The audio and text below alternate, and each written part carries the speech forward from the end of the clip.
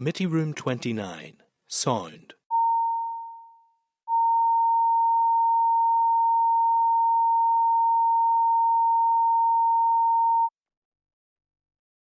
Committee Room 29, Sound.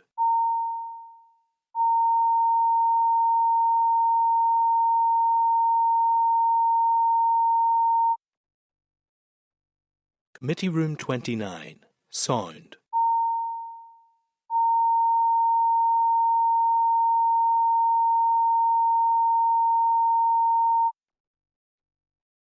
Committee Room 29, Sound.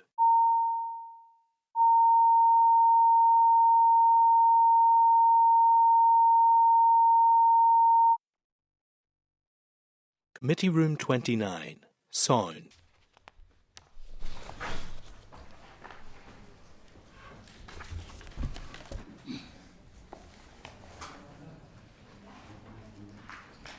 She confirmed live now. Okay, thank you. Good morning, members. We do have a quorum, and can I now call the meeting of the Committee for Communities to order and welcome all of you to Falsharova Lig to the 69th meeting of the Committee for Communities. Can I remind anyone in the public gallery that mobile phones must be turned off. Mobile tablet devices can be used through a Wi-Fi connection and all devices should be muted. Password details are available in the gallery for anyone wanting to connect to Assembly's Wi-Fi network. No recordings or photographs are to be taken. Can I also remind members about the protocols regarding the use of electronic devices? Please switch all mobile devices to airplane mode and activate Wi-Fi connection. Please also use tablet devices discreetly in a way which does not interfere with proceedings, and be aware of the cameras when using the tablet device. I would also like to remind you once again about the sensitivity of microphones and the presence of cameras throughout the meeting. For any members joining via Zoom, can I ask you to be mindful of whether the camera in your device is able to pick up any other people or background that you may not wish to be seen, and consider blurring background, and please keep camera on when you're attending the meeting, when you're in attendance. Agenda item 1, declaration of interests. Members have any interest wish to declare? Kelly? Member of the deaf community and also an associate of Chartered Institute of Housing. Okay, thank you. Anyone else, members? No, thank you. Any apologies then? Are members aware? 2 apologies. Any members aware of any apologies? Do we have any apologies? No. No, thank you. Okay, Chair's business then. Members, I'm sure you're all aware of immediate attention in relation to the request from Commonwealth Games. The board has taken a decision based on a correspondence from the Minister. I have seen that correspondence reported, but I haven't actually seen the content of the letter. I think it's important just to say I think all sports, there should be efforts made to be inclusive and supportive as possible for our athletes, and that's the approach that should be taken. But would members be content if we seek a copy of the letter that went to the board? Yeah. The second item, members, I would like to raise is around concerns that have been received from within the constituency and from outside the constituency. And I heard it again at an APG on social enterprise this week in relation to the impact of the local growth fund. Massive issues, but I just want the members of any comments they want to feed in or contribute. And I want to credit the work of that APG on what's a very important part of and a very important development and community work into that social business type model. Kelly? Yeah, 64, well, what the figures that have been quoted to me in correspondence has been a 64% reduction that will come forward into Northern Ireland. We know, of course, this is coming from Westminster, and the priorities for the expenditure is being decided by Westminster. Even though the Department for Communities and the Minister has been asking to have input, they haven't. So the priorities will be up to Westminster whenever we finally see that. But the communications that the public have, the community and voluntary sector have seen about the 64%, I wouldn't mind actually asking the Northern Ireland office if they would share that information with us. The applications went live and we weren't asked or weren't informed even that was happening. So there's a bit of a breakdown there between what the NIO are doing and the Assembly. So it would be useful if we could maybe ask the Northern Ireland office just, as a courtesy, can this committee receive information of what's coming out about funding? given the fact that we do have an interest and we can support in getting that out and let people know about that. But the fact is that we are now getting the comments and the commentary back from the community and voluntary sector about the stresses that they will have with this fast reduction. And we know, of course, it's 70% capital and 30% revenue. In the past, when I worked in the community and voluntary sector, John Speller MP bought 30 minibuses for community transport and not a penny for petrol or paying somebody to drive them. Lovely things to look at, but how are we going to run them? And it seems like this is a similar type of fund. Yeah, no, it does. It's like the tsunami started in the British Treasury, but it's going to wash up on the community sector here, and that's really. And actually, we have already written, I believe. I'll check with her. Have we had a response to that? No. So we have, but can we follow up maybe on that? There was a generic response last week from NIO about the fund, but not specifically to come to brief or the criteria and addressing the questions committee had asked. And Chair, finance is actually the lead on, isn't it? So I presume we've already written to finance a bit of concerns, but there are huge concerns around this. But it's actually technically not for this committee, even though it kind of gets fed. Yeah, it's certainly impacting the finance would be the lead for. But yes, it does sit in finance, and that's another. I know John O'Dowd has addressed it and expressed his concern in the Assembly chamber in his role. But it's one of these outworkings that I suppose we all predicted and feared, and is now arriving. Probably worse than we ever, even those of us who thought it would be bad. If we haven't already, can we write to the finance minister? We've done so. We've done so already. Written, yes, and we've had a response. I can get those forwarded to you. Okay. Okay. Chair, UK Shared Prosperity Fund, that going 650 jobs in the community and voluntary sector, and it looks like what is coming in now, because the priorities that Westminster has earmarked, not what Northern Ireland needs. Like over the years, Northern Ireland has built an awful lot of stuff on the basis of capital monies got through peace. We need the revenue money now, and to be honest, I'm really concerned. I know that our minister has the community and voluntary sector, and it's the fallout of this and the fact that Northern Ireland didn't get to have say in the priorities for this. I know finance will deal with the money side of it, but for here, we're looking at 650 people being made redundant if those organisations are not successful in bidding. Well, should we seek an update from the department in what engagement they have had with Treasury or Finance here, and also what they're currently what their current situation, or are there ongoing discussions around it? If members are content, it's that access to employment piece that's going to fall down badly, and that's one of the key priorities that the minister is looking to drive forward. Yeah. Well, very, very concerning, I have to say, and does need raised as an issue by all departments right across government, because it's the impact is massive, and also it's very important to note a lot of the services that these groups are delivering are statutory services. So, okay, well listen. So a letter to NIO and copy the finance minister's ones to Pam. Yeah. Nothing to DFC. DFC, we're asking what discussions are ongoing around the impact or any mitigation potentially, I think. We have sent that letter already. That's gone in the last week or two. Yeah. Okay, we'll have to keep an eye on that one, members. So thank you. Moving on then to agenda item 4, which is draft minutes. And the draft minutes from the meeting on the 8th of January are contained at page 7. Do members have any edits or amendments they wish to raise to the draft minutes? No. Are members then content to agree the minutes of the 8th of January as drafted? Yep. Thank you. Moving on, members, to matters arising, and you've been provided with a summary table of matters arising at page 24. A smaller number of responses for consideration this week, but still a few very important matters. As usual, I'll ask for comments and request to use the reference number where you can, please, for each item.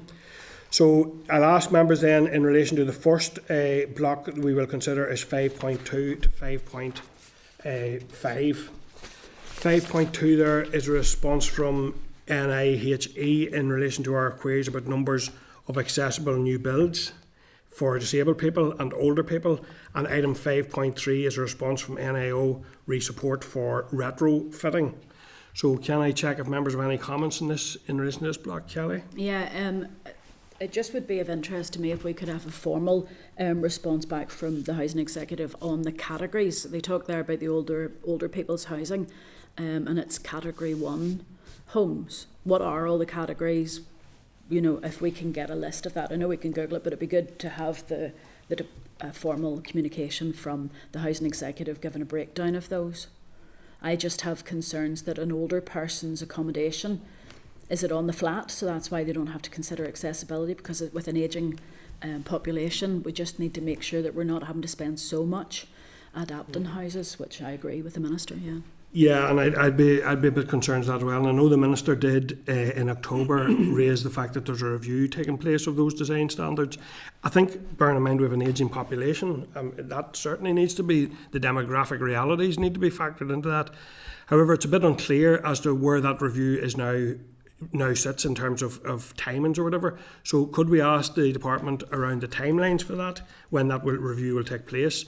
Who'll undertake the review, what expert advice will be sought as part of that review, and how service user voices and co-production will be included in that important review. Yeah. And Chair, just when we go flip over onto page 25, I'm a little bit concerned that DFC will undertake that review of design standards, but the balance that they talk about completely excludes section 75. So they talk about appropriate balance between cost, quality and sustainability. But for instance, accessibility is important. I know that there seems to be this thing that you build cheaper houses by not putting the whole life standards in. I can't see how that is, because if you have to put it back in again later, it's saving money now but paying it later, probably at twice the price. So, but my concern is that the review of design standards should consider the people who will live there, not just cost, quality and sustainability. Yeah, and that's why I would like to know how that will be included. I think you're right. If we can ask them why in that list that that they've sort of provided in the communications, why haven't they included the actual tenants, the people, the section 75 groups? Members content with that? I do want to also flag, so in terms of retrofitting, some of these standards are about flat access. I don't think that, so potentially you have to landscape to that. It could be the case when you go to try to achieve that later, that the land, it isn't, you don't own the land neighbouring, or that can't be done. So I'm not so sure that some of that would even be possible to be retrofitted within the house, yes, but that landscaping and that ability for people to go out into their backyard. And so I think that all needs to be considered carefully. I'm not saying that there's not potential to and where there's potential to look at standards, they should, but they absolutely need to protect both the housing stock to meet the needs of the population, and also ensure that people can live in their homes on the basis of a healthy and a supportive home environment, because we need that for health reasons as well. Okay, Melissa? Just in 5.3 about the house retrofitting, that whilst they have identified, we'll say the North has been responsible for that themselves, per se, they also then talk about the National Wealth Fund. And to what extent, say, or if any of that fund has come to the north of Ireland, and does it have a potential, if it is coming, to assist with retrofitting in the future? So a query to the department around whether we've received any of that, or are receiving, or going to. And can we perhaps write to the Committee on the Economy asking about this as well, that National Wealth Fund, because that 1.3 billion, what percentage have we got, as Malaysia has said, but from economy's point of view, is this something that is to be applied for, or is there an allocation to Northern Ireland? I know I'm talking about economy because I'm thinking about the businesses and who will be able to tap into this. So it would be interesting to find out, maybe write it to both economy and finance to say, are they aware of the National Wealth Fund? What is the process by their understanding, and how much of the £1.3 billion are they anticipating that will be used within, finance to say how much we're getting, economy to say how much it could be used. Members content with that query?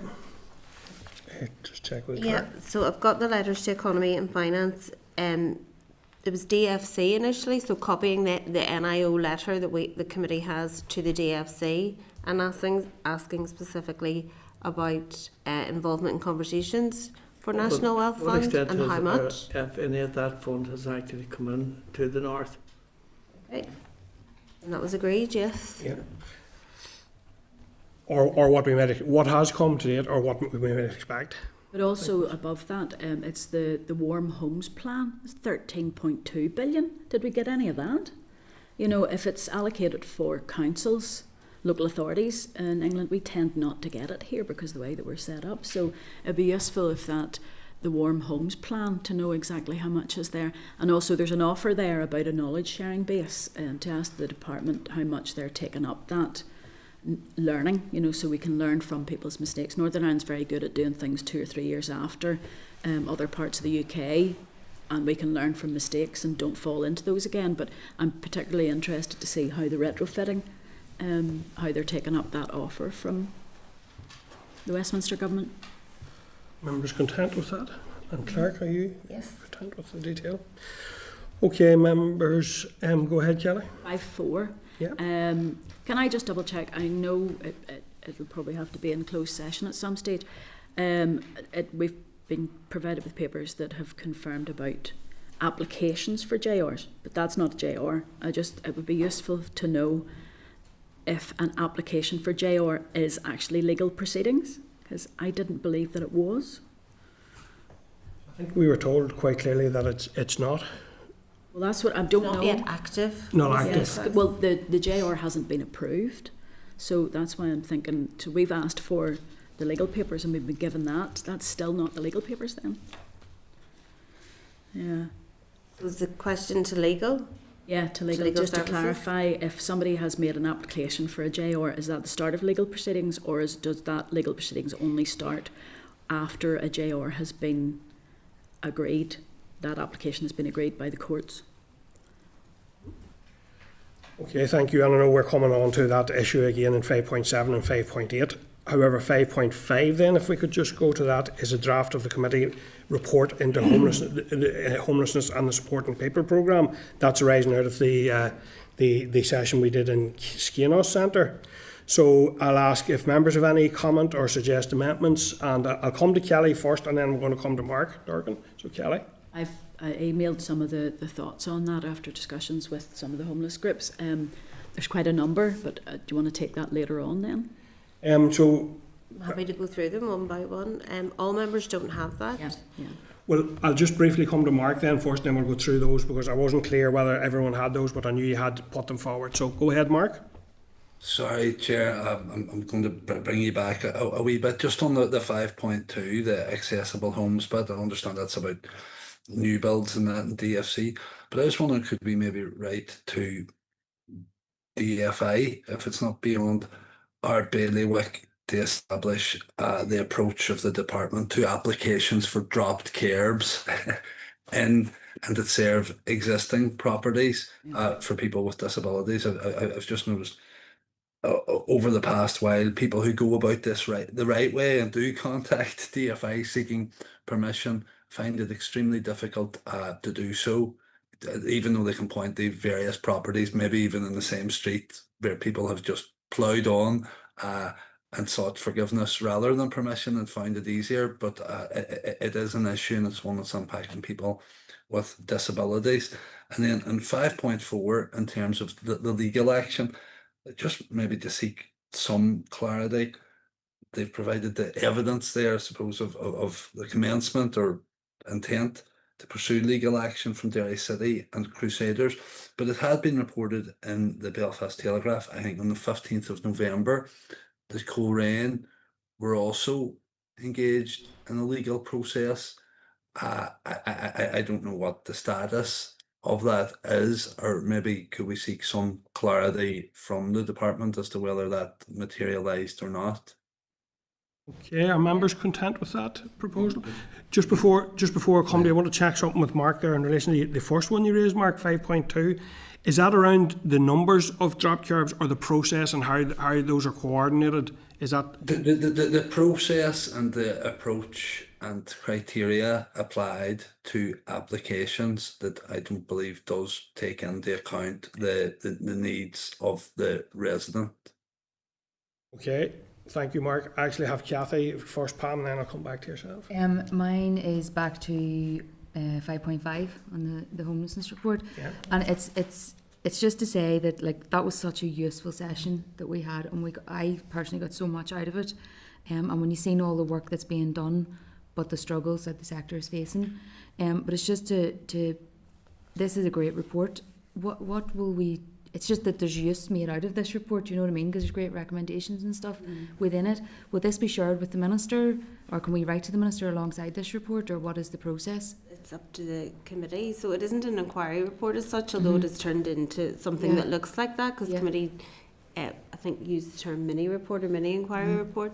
Committee can send it to the Minister and the department, seek a response on the recommendations, send it to other ministers. Committee could consider a committee motion to go to the business office and be debated in plenary, really at the mercy of the committee for the next steps with regard to recommendations once they're agreed. Sure, I just feel that there's so much information in there, and like we got so much out of that day, and it would be nice to see an outworking of it and something this committee actually brings something forward with it. So I'm not sure whether a motion is the way to go, or whether we share it with the Minister. Okay, we'll leave that there as food for thought at the moment. I do agree with you. I do think actually writing and asking the Minister for will he look at implementing those recommendations is useful. So, and there may be others, but I want to check with Pam, because I think we're going to have a bit more of a discussion on this. So check with Pam what's the item that you're raising, Pam? Yes, on the report. I was a wee bit confused with this because I did raise with the clerk the membership, because normally on committee reports you would have the ins and outs of people coming in and out. I'm just aware both Kathy and myself have arrived late in the day to this committee, so it might be good to include those dates anyway. But yes, so this is not maybe we could be refreshed as to how this came about. This ended up looking like a committee report when we haven't done any inquiry or mini inquiry, and there was no agreement to do so. Just asking around the technicality of all that, and would like understand Kelly's shared more information. I think we would need some more time, regardless. I think that's put all this stuff together. If it could all be collated, and we could talk about before we do anything further with it. But so I suppose I'll come to the clerk just in relation. But what we agreed at the end of that skin session was, given the focus and coherence of what we had heard in evidence that day, that we should pull it into what we described as a mini report to capture it, because it was very specific, it was very helpful, the committee felt.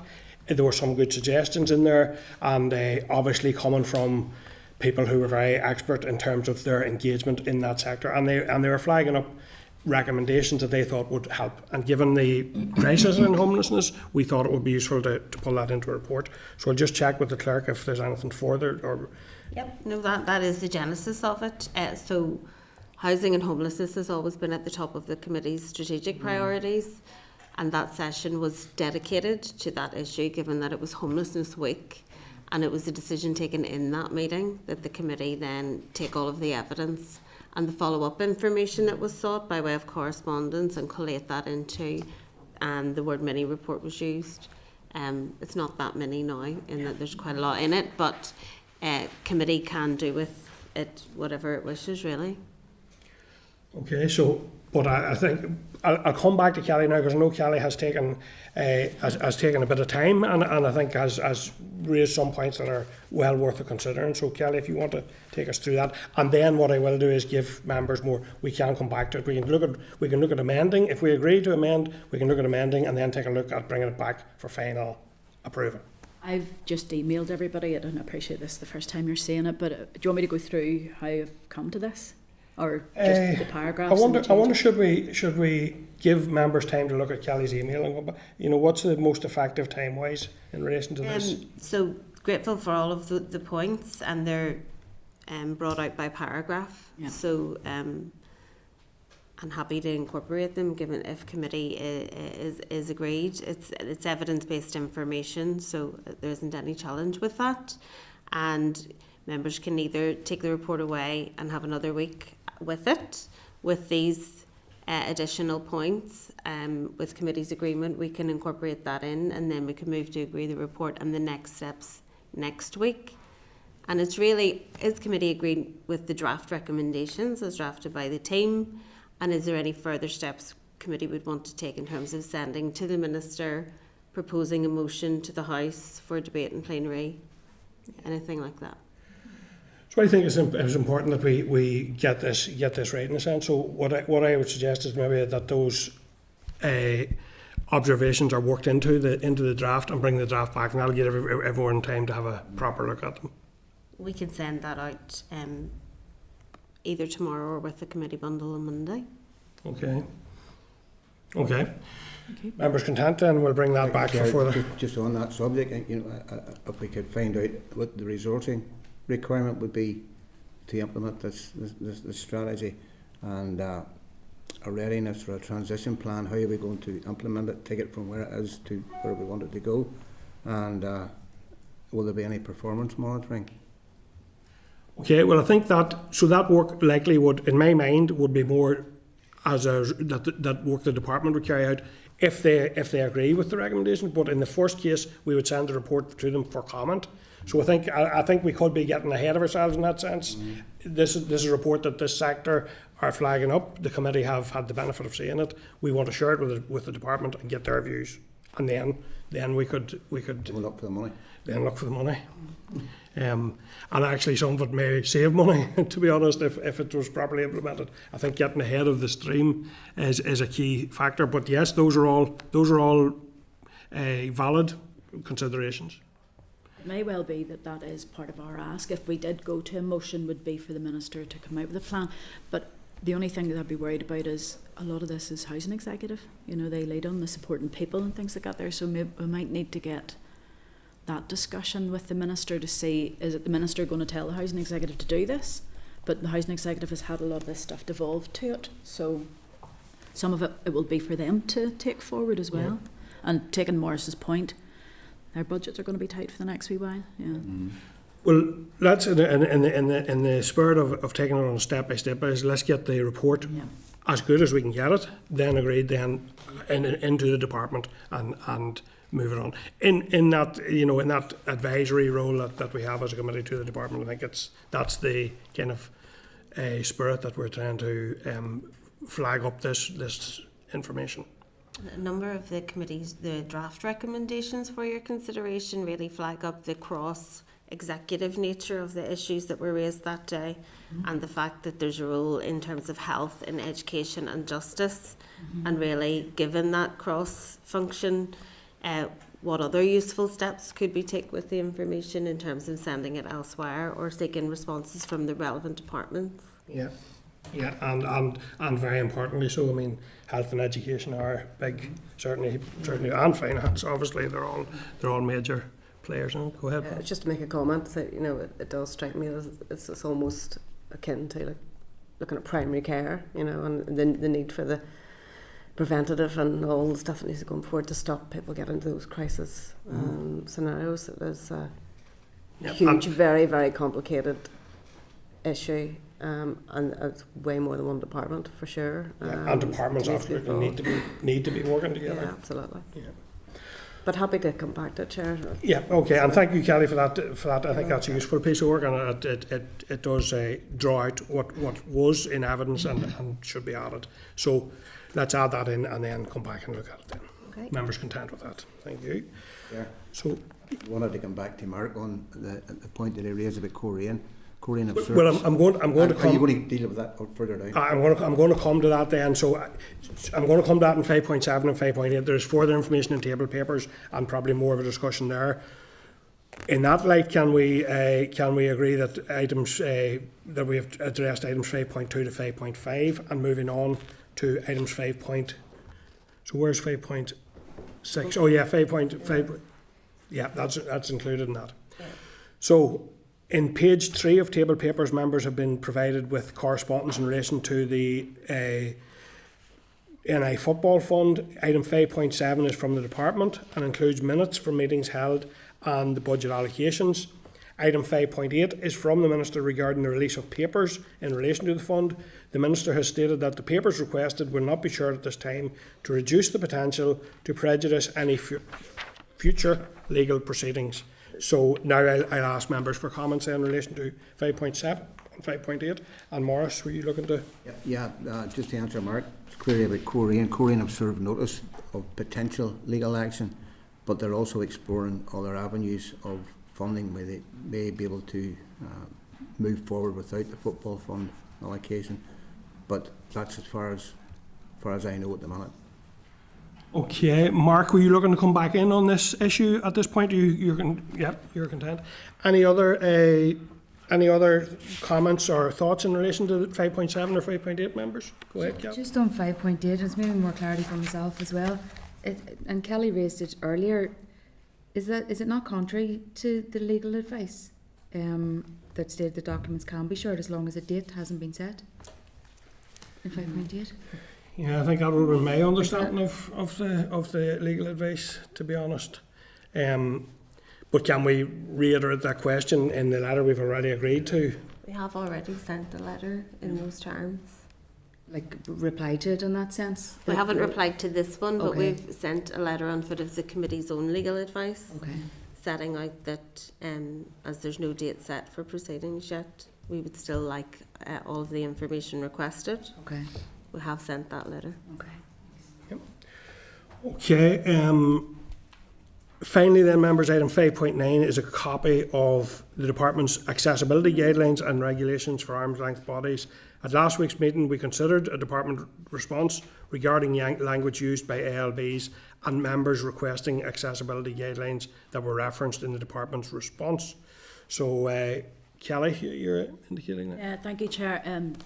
The answer that we've been given here isn't what was asked. They're telling us that there's websites and there's guidance on websites. We'd asked about the language that was used. So with the disability strategy coming forward, if we're going to have arm's length bodies using very out-of-date language, we have to ask what the department is proactively doing to prevent that from happening. There's ways to say things, and using language that would have been recognised in the 1970s is not the way to do it. So it's just is it worthwhile going back to them and just asking again, thank you for this response. That's not what you were asked. You were asked about what guidelines on use of language, and particularly discriminatory language about disabilities. And do they have any guidance that they provide to ALBs on that? Yep. So we asked the specific question in those terms already, and the departmental response did clarify that they do not provide guidance on the language to be used, and that this is what they provide. Which is not really cutting it. Okay, well, we can probably come back to this during the disability strategy piece, because it's stunning that the department that is responsible for disability and disability strategy doesn't say to people, that's not politically correct, or that's the wrong language you're using in very public documents.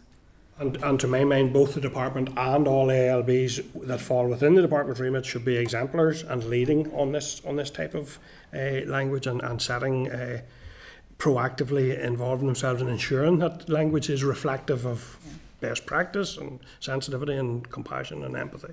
And it's just, Chair, just to confirm, from years with working with people with disabilities, the term handicapped, it comes from Victorian times when people who were disabled had cap in hand to get help. It's a very derogatory term. Mm-hmm. Yeah. I fully agree, and I think it's something, but that may be an opportunity to come back to this, right? But it's a point very well made. Okay, members, that's matters arising concluded then, and I'm going to move on to correspondence, which is item 6 of the agenda. And as usual, we'll proceed through in smaller bundles, given that there's less than last week. I'll ask members to draw out, highlight, or seek briefings in relation to any specific item that they wish to, or if members are content to confirm the step as proposed in the memo, or amend that recommendation. Mm-hmm. So the memos at item 6.1, starting on page 67 of the pack. Item 6.2 is a correspondence from the department with a general update on legislation arising from the Pathways to Work, reforming benefits, and Get Support to Get Britain Working green paper. And item 6.3 is a copy for the Assembly Library of the partnership agreement between DFC and the Charity Commission. So do members have any comments on 6.2 or 6.3? No. Members content with the memo as drafted. Items 6.4 to 6.5. Do members have any comments they wish to, or are content with the memo as drafted? I'm very uncomfortable with 6.4, but it's not for this committee. I don't know what we do with this. I know we can note it, but the person seems to be looking for us to do something. So we have taken, I suppose, a sort of I'll take some guidance from the Take a clerk. consistent approach with most individual approaches, which is to write back and say the committee is not enabled or empowered to undertake inquiries on an individual's behalf. Or committee could ask the department or the relevant part of the department, are they aware of the issue? I don't even think us getting involved in that way would be appropriate. I think writing back to say that it's not for empowered. us. Yeah, that's consistent with what we normally do. Yeah. Thank you. In terms of items 6.6 to 6.8, members, are there any comments? And if I can just flag up one, item 6.7 is an invitation from NI Screen to a preview screening of A Night of the Seven Kingdoms on the 18th of January. Can I just check if any members received that as well? So, listen, whenever I seen this, I actually was really, and as of just this morning, I was really looking forward to attending, and I have already. I would have loved to attend. I wanted to check with committee that you were content to.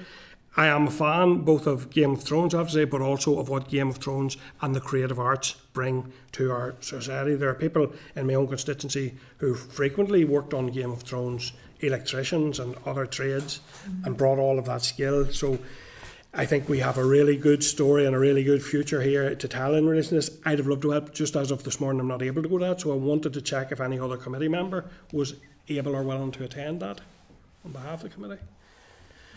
I had replied I would go. You are attending?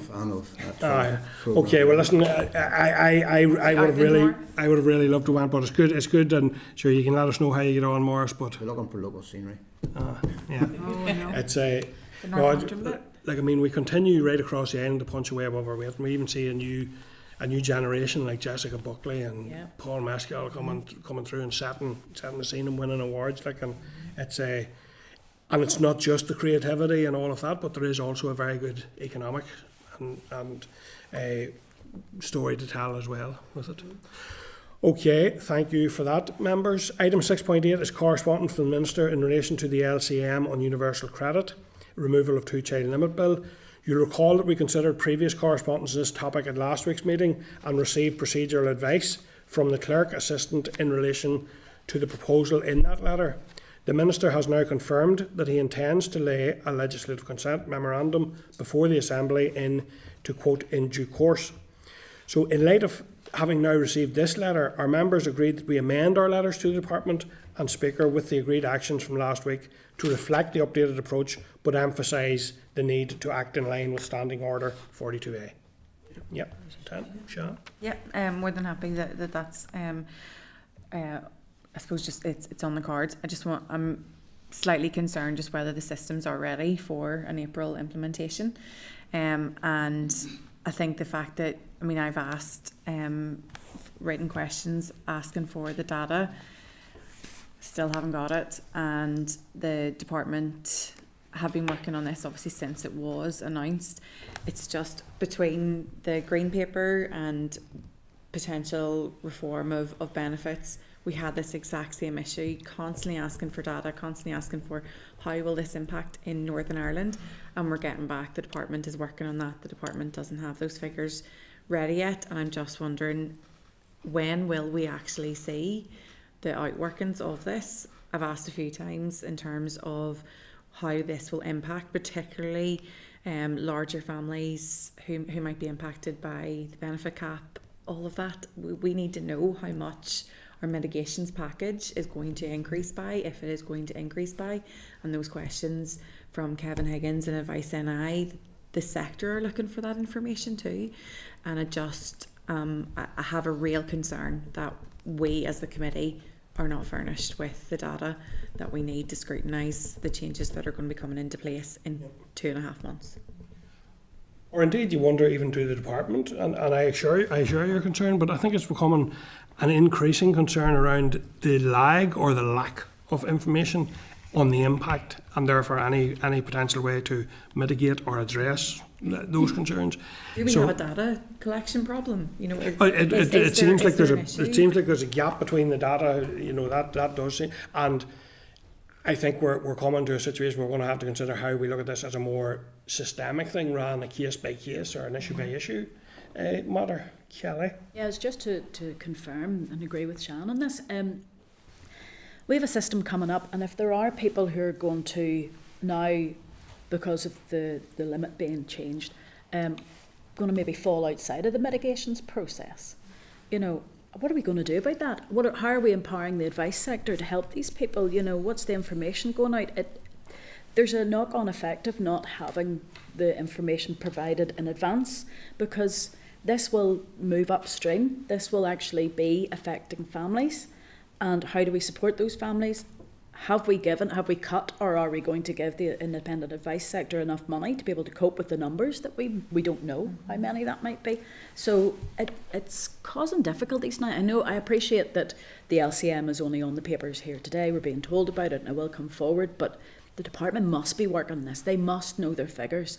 I got a response back from the Minister this week about how much welfare mitigation amounts did he bid for, or did he put in his proposals. Now, it's not confirmed, obviously, because the budget isn't signed off. So the Minister has figures there of what he was expecting to spend on mitigations. What's that based on? You know, we've known since last year, about the end of last year, about the two-child UC limit, you know.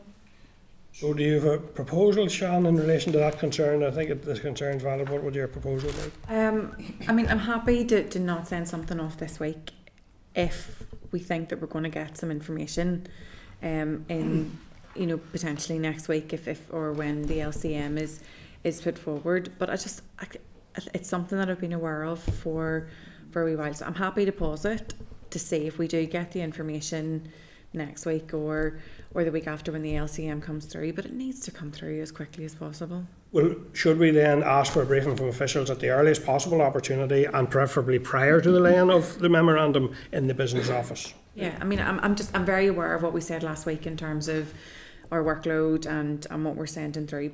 So that's why I didn't want to make a proposal, but I think if we could get a briefing, it would be really, really useful. Yeah, members content? Okay, Kelly.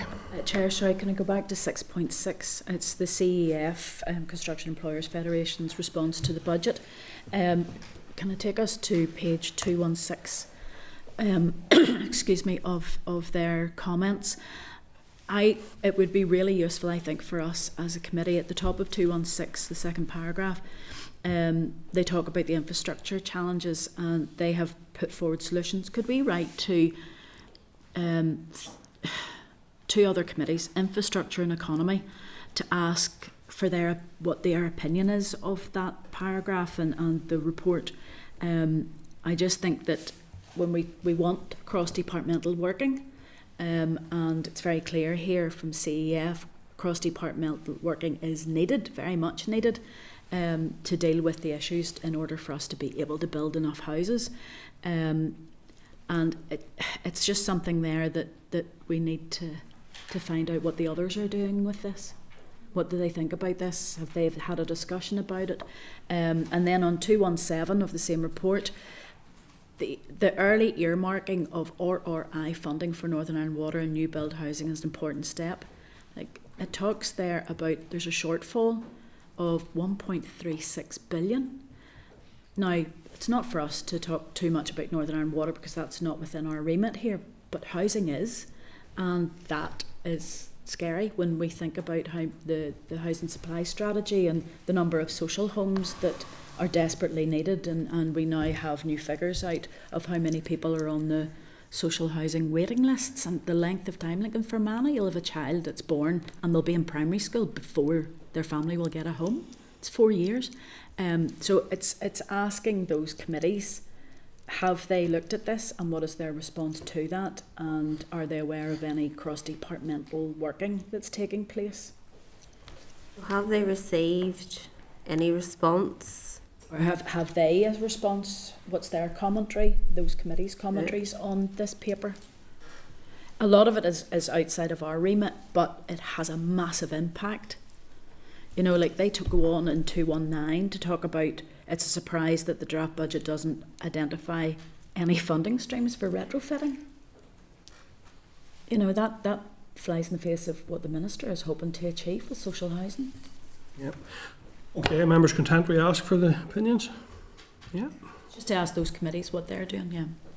You Or what they clear think enough? about this. Economy and infrastructure, yes, I have those points, thank you.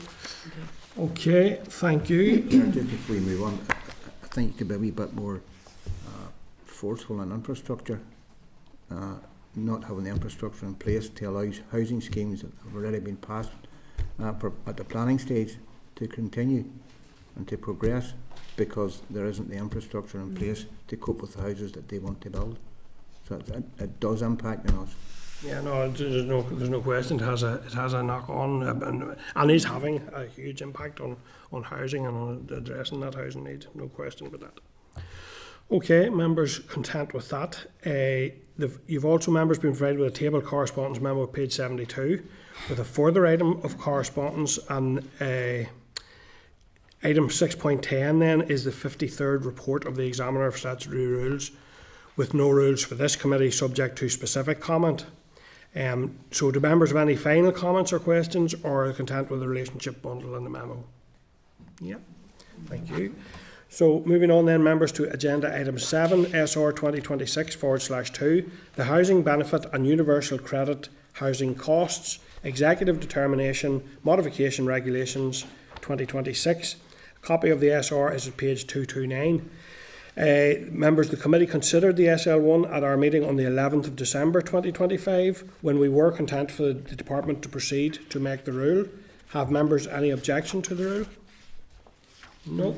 Can I then put the formal question that SR 2026/2, the Housing Benefit and Universal Credit Housing Costs, Executive Determination, so this is moving, yeah, so no members have no objection to the rule. So, Go ahead, Mark, are you looking to make a comment?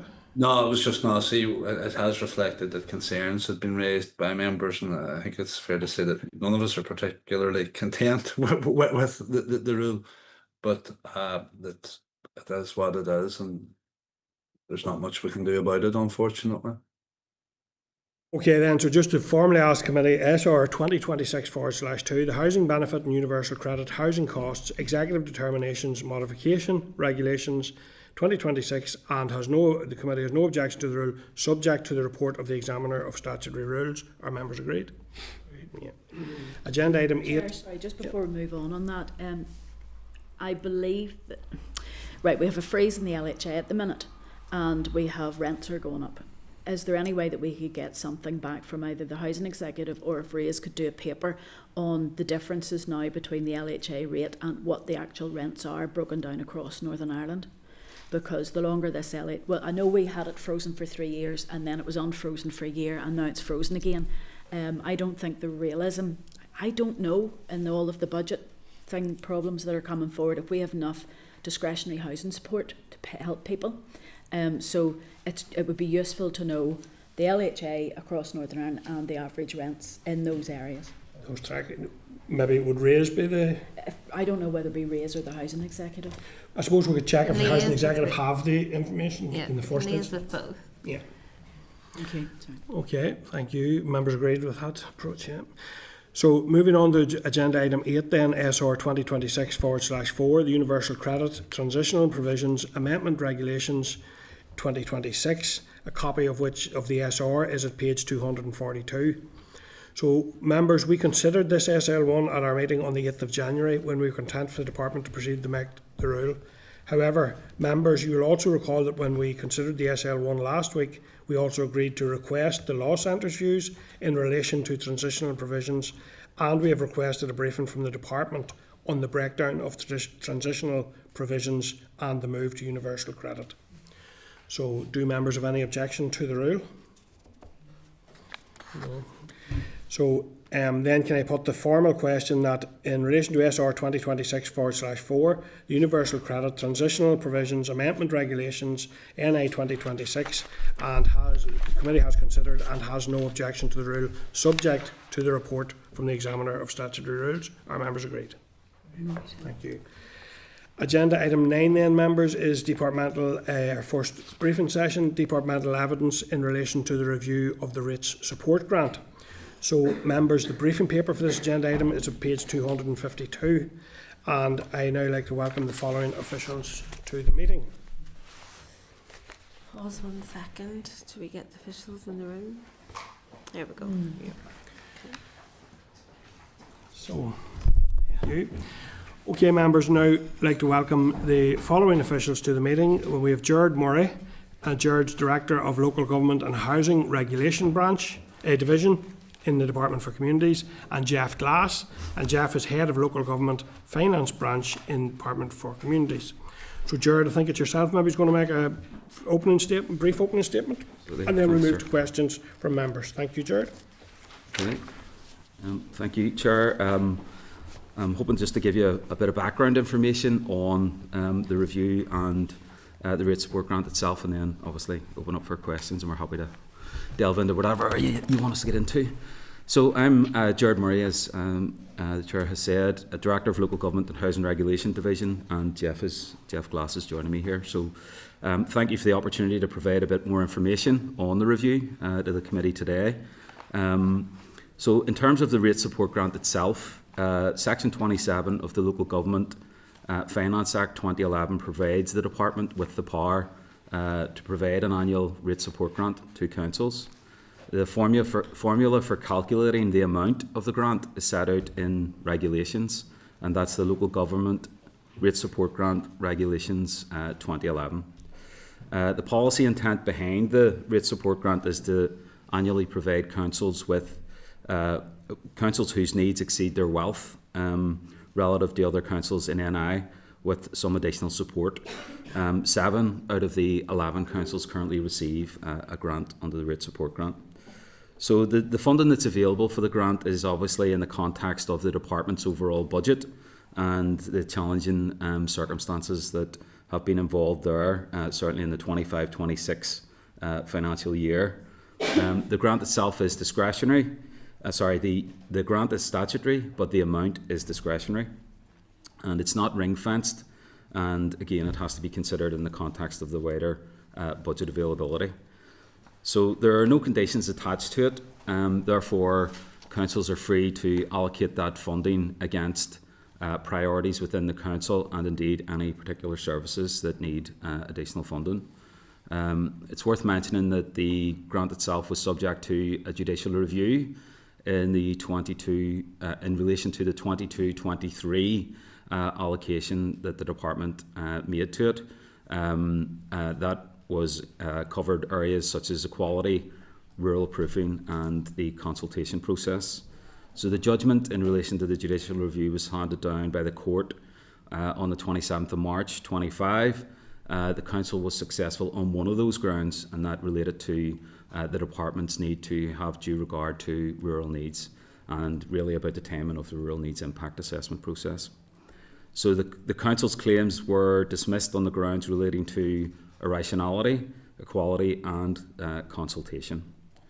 So as part of the lessons learned in response to that, the Deputy Secretary responsible for Communities, Place and Local Government shared the findings of the judicial review with Deputy Secretary colleagues across the department and also with DOF colleagues to ensure that those lessons were learned and to highlight some of the key learning for the department in relation to the need to undertake a rural needs impact assessment before budget decisions are finalised, and where a business area is developing, adopting, implementing or revising policies and plans and designing and delivering public services.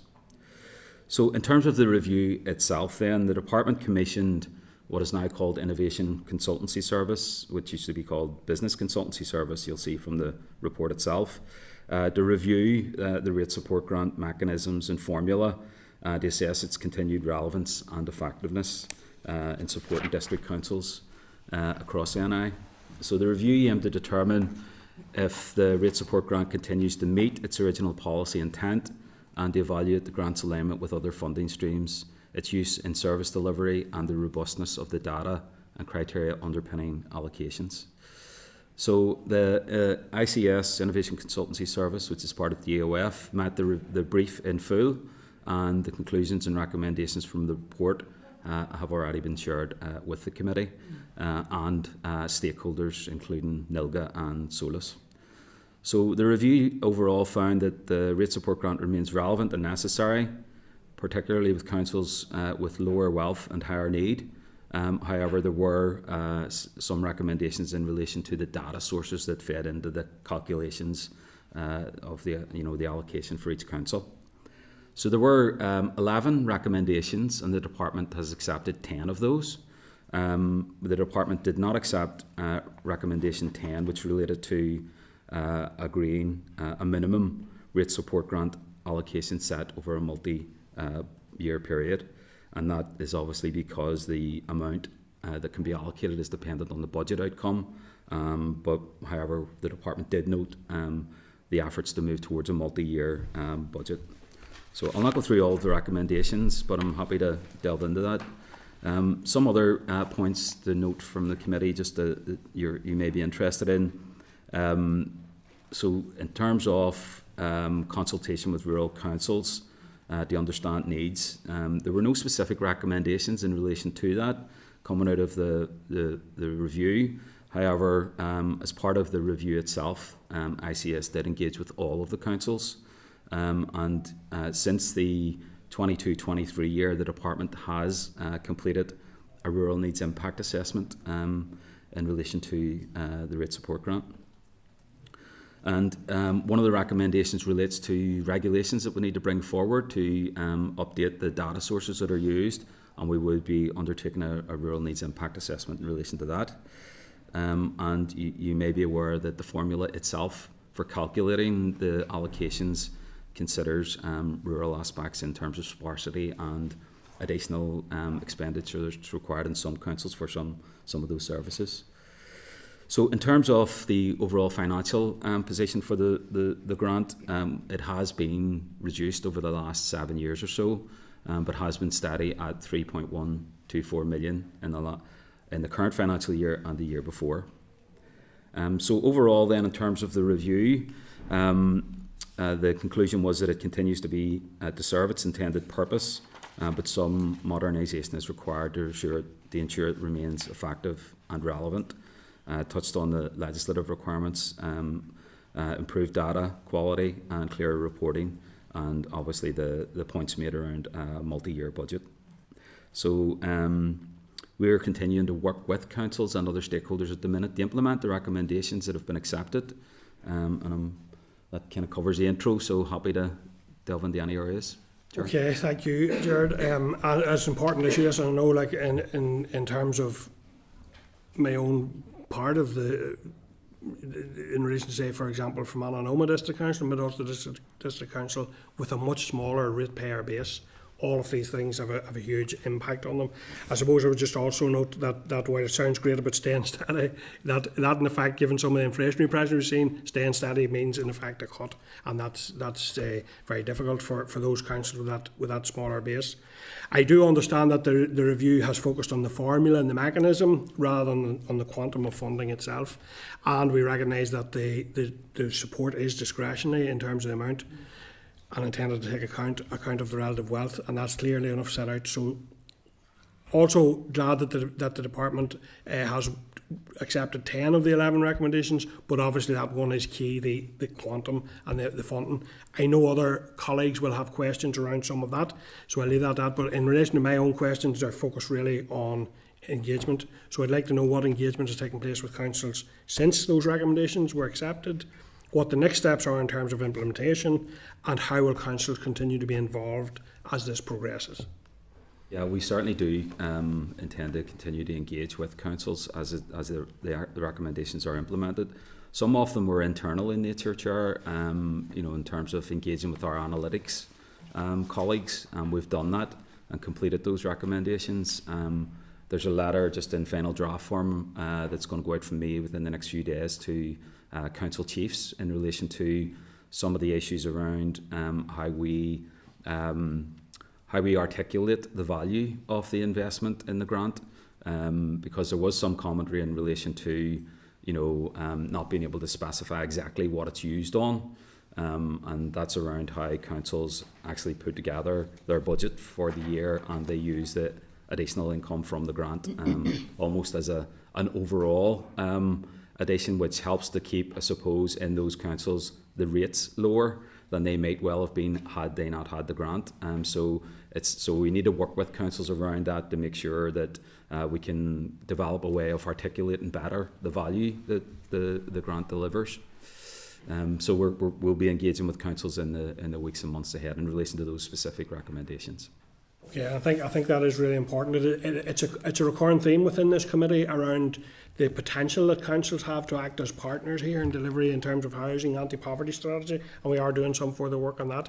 So I just think it's crucial that they are provided, and given that some of the deepest pockets of poverty can be within those very rural areas, it's important that we see that levelling process working effectively. So I'd be very strongly in favour of that. But I'm going to come first of all to our Deputy Chair, Cathy Mason, and then I'm coming to Kelly and Marisa. So go ahead. Thanks very much, Chair, and thanks very much for your briefing.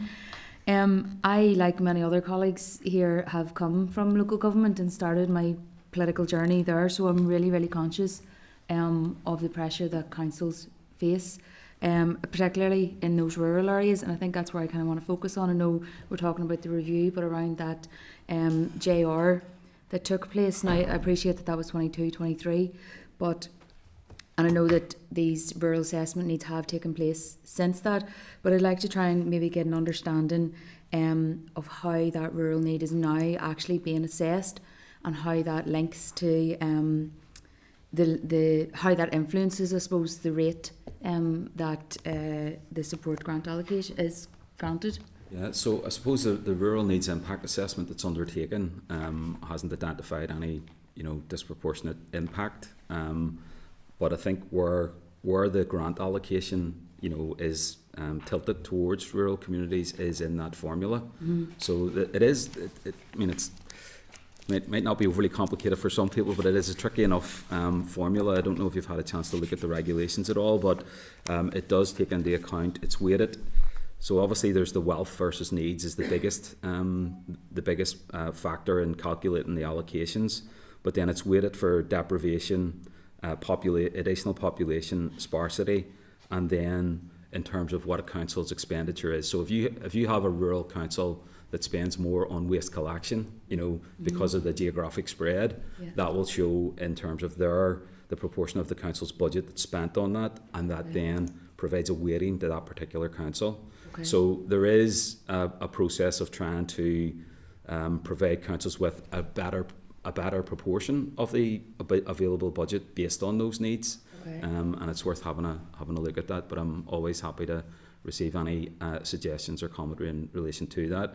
We will be looking at the regulations and having to make a change because the data that's used to inform that was based on, I think it was 2010, Jeff. So that was unfortunately specified in the legislation. So in order to use more up-to-date data that will inform that, we need to go in and make a legislative amendment. So we'll be doing that. Right, okay.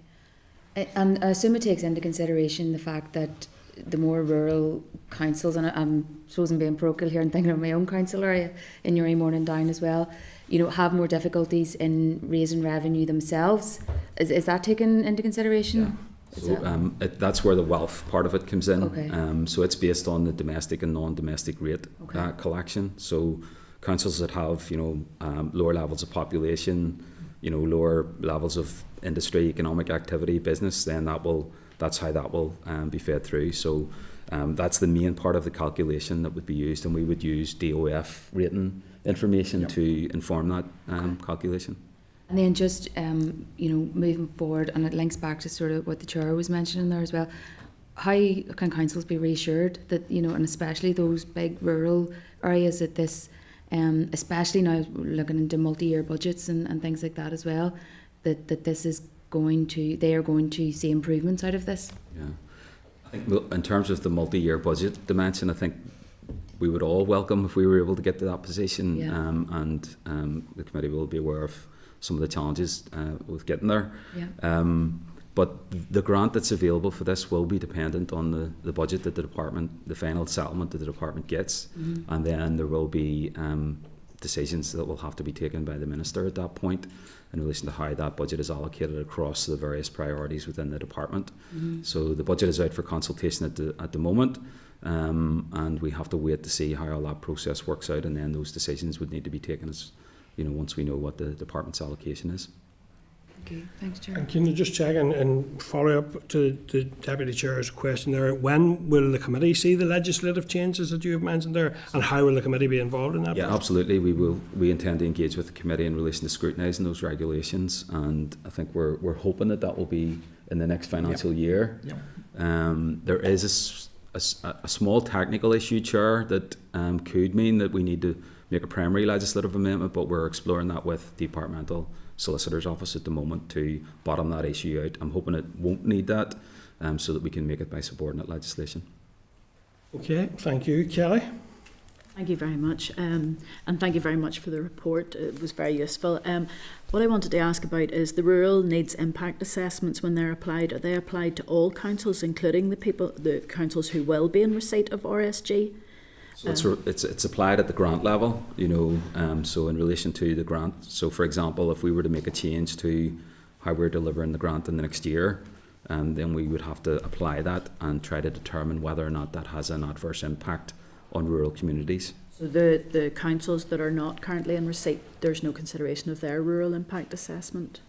Well, it would be at a grant level. So because those councils will be, if you're starting the year and you're working out what their need is compared to wealth, you can't guarantee that won't have changed. So that calculation is made each time. Okay. So if there is a council there that's more urban in nature and becomes more rural, it could possibly theoretically come into play there, and then the impact assessment would also apply there.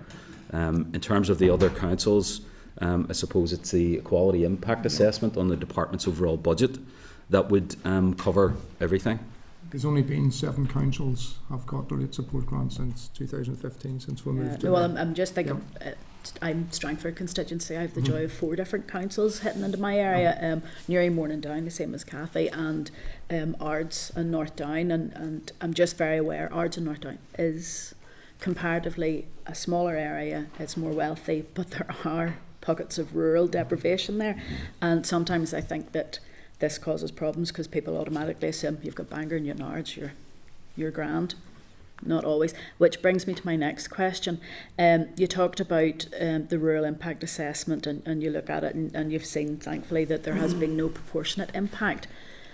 However, I look at access to services that are provided by councils, the amount of money that they're receiving, and you talked about the grant doesn't say what councils could spend the money on. But I have to say, the lack of local development plans, the amount some councils are holding up planning applications, and they haven't really gone far enough, as far as I'm concerned, about dealing with their planning waiting lists. I'm just wondering, is there any consideration by the department at this stage of looking at those councils and saying, guys, local development plans are causing problems for the Minister's housing supply strategy, they're causing problems for what investment you could potentially be going for elsewhere. Is there any sort of consideration of some sort of guidance to councils of what they should be prioritising? So I suppose the rate support grant is intended to try to address the wealth disparity between councils. That's its purpose. The issues around local development plans and the community planning process are a slightly different issue. It's just, we know that a kickstart for the economy in any area is building, and the councils are actually holding that back a bit. Well, I don't want to delve into an area of another department's policy responsibility, but I do have community planning within my brief, but planning policy sits within another department, and I know there's a programme of work that's ongoing in relation to trying to improve planning outcomes, and that obviously involves council's roles within that. And coming from a regeneration background in my previous role, I'm very familiar with the difficulties that there can be, and in terms of development, in terms of housing delivery and all those things. But it's a difficult one because there's a balance, I suppose, between providing councils with the necessary authority to determine what its priorities are within its district, and the department trying to influence that, I suppose. So up to now, the rate support grant has been used by the councils to focus on it's more about service delivery, I think, than bigger issues such as planning and local development planning. And just the reason why I'm asking is because we as a scrutiny committee challenge the department all the time to not work in a silo and to work across, and we would like to see our council partners do the same. But if they're being given a block of money, now I appreciate the RSG maybe isn't the solution to this, but they've been given a block of money, but we sort of need them to be tying into our programme for government so that we have that cross-departmental, cross-organisational objective achievement. Absolutely. And I think I don't necessarily see this as the vehicle for that, but I absolutely agree with the points that you're making. And within my other area, community planning, it's something that we're looking at. Our current relationships with local government that are some of the touch points through the permanent secretary solace groupings and the partnership panels, and those areas are where we have those relationships with local government. And I agree, and we have been looking at how we can I suppose better enhance those relationships and get better collaboration. But again, harking back to my previous role in terms of regeneration, the partnership working there between central and local government has been excellent in my experience. And you know, certainly in Ards and North Down, you see things like Queen's Parade where we've been able to get that started, and we've seen some excellent work on city deals across the different council areas. So the example is there and it can be done. It needs everyone to kind of work collectively to try to achieve better outcomes there. And I think everyone, you know, in my experience, are willing partners with that. It's not always easy, but it's definitely something we're trying to do. Thank you. I'm just conscious we are pushing on the time envelope bit, and we have Melissa, Mark, and Sean still to come in this item. So I'll go now to yourself, Melissa. Watch your overleg, because that's the asked big English and Ratchet it's nice to listen to the statement in itself to get a wee bit of explanation that in relation to it too. Being a former councillor, I'm only too well aware of the difficulties with in setting rates and so on, a process that they're going through now at the present time. And in particular, the area, and all at the end of the day, representatives are local in this way, that I represent, Jerry City and Staban, we depended heavily on the rates relief grant that we've received each and every year. And we're only too well aware of the way it has been reduced over this last number of years as well too, in order to allow us to continue to provide our services in whilst we have a city in the northwest region, yet and all at the same time the greater part of the services we attempt to deliver again is to a rural community. I think it's something like 40% of it roughly in total. And in that respect, it concerns me probably the two areas that haven't been accepted, i.e. that in order to allow council to sit down and implement its own rates and so on, they need to have some clarity in terms of, we'll say, the amount of resource that they are to receive through the rates relief grant in itself. And I know that you say that, okay, it's subject to the likes of the budget and so on, but at the end of the day too, like that we know that you are committed to a budget as such, and as such I think that they should at least have a minimum level there that they could indicate to councils that would allow them to plan for the future. And just a second question then in relation to that as well too, and I know that it's very topical at the present time that we chat about the multi-year budgets and so on, and maybe the likelihood of that actually happening, but in the event of there being agreement in relation to a multi-year budget, will councils be able to utilise, we'll say, the benefit of that, thus the ratepayers in turn benefiting from it as well too?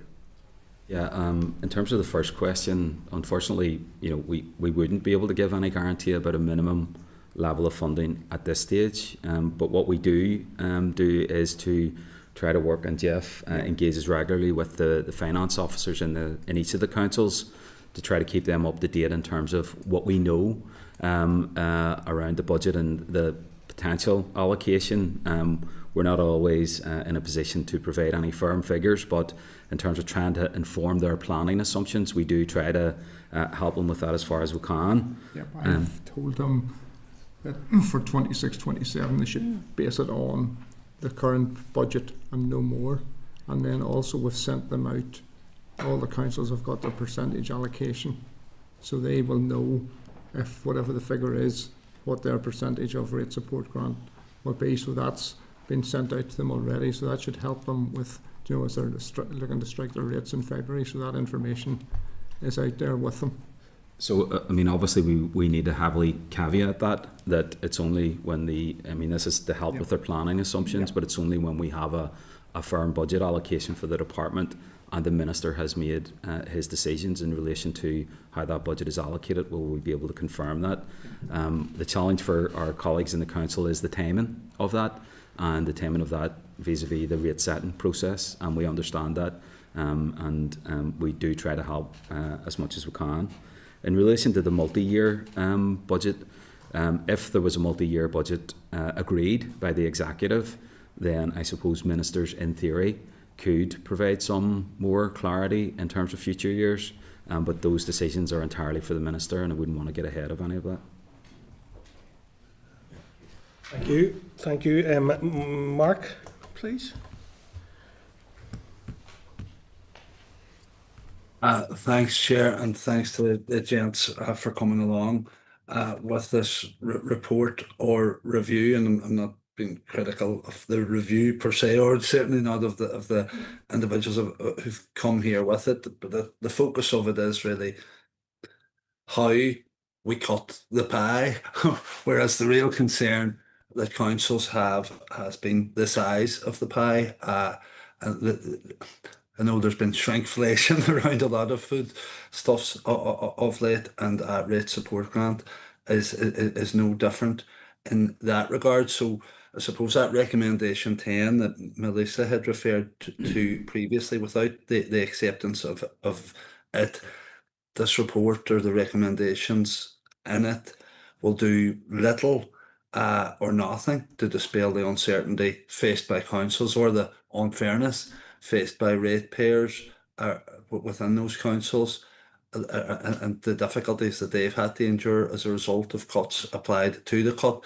Now, I'm from quite a way away from Melissa, but we share a common council area, and I believe that Derry City and Strabane District Council has submitted a detailed paper in relation to rate support grant in the context of the wider rating system. And that report, I'm not sure, I think you are familiar with it, but it demonstrates that without appropriate policy intervention, ratepayers in those less wealthy and more deprived and more rural councils will pay and continue to pay a higher proportion of their property values in rates. And this is clearly unfair.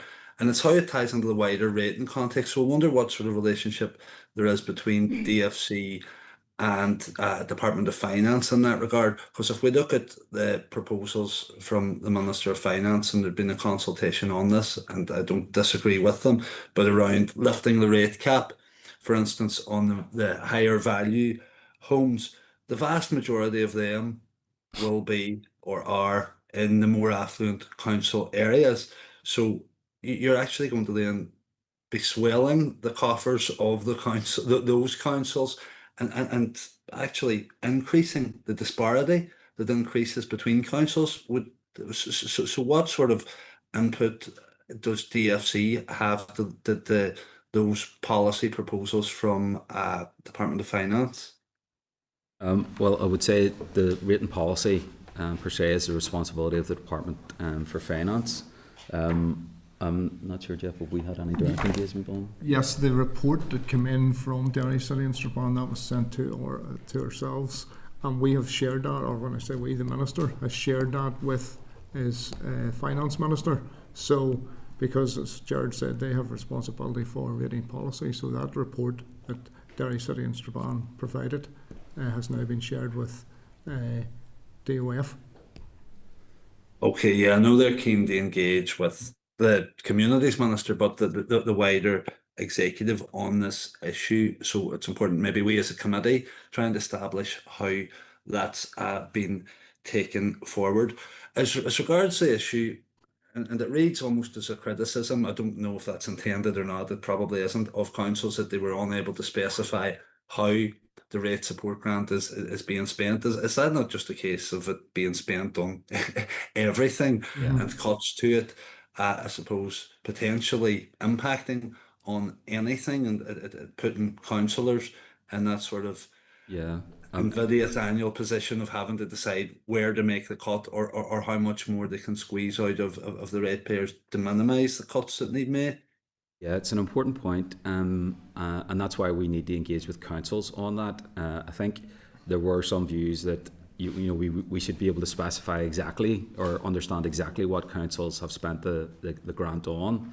But in my view, there's a danger of it being cosmetic in nature, because, for example, those councils that need to spend more money on waste collection, if we were to say you need to spend this grant on waste collection, it's a wee bit cosmetic because it'll, you could allocate it against the waste collection expenditure, but then the other expenditure areas are increased then, if you know what I mean. So, but I think it's more a question of understanding the value of it overall. So, one of the benefits of it is that in those councils that benefit from the most of the grant. So, Derry City and Strabane District Council, I think, is the biggest beneficiary of it.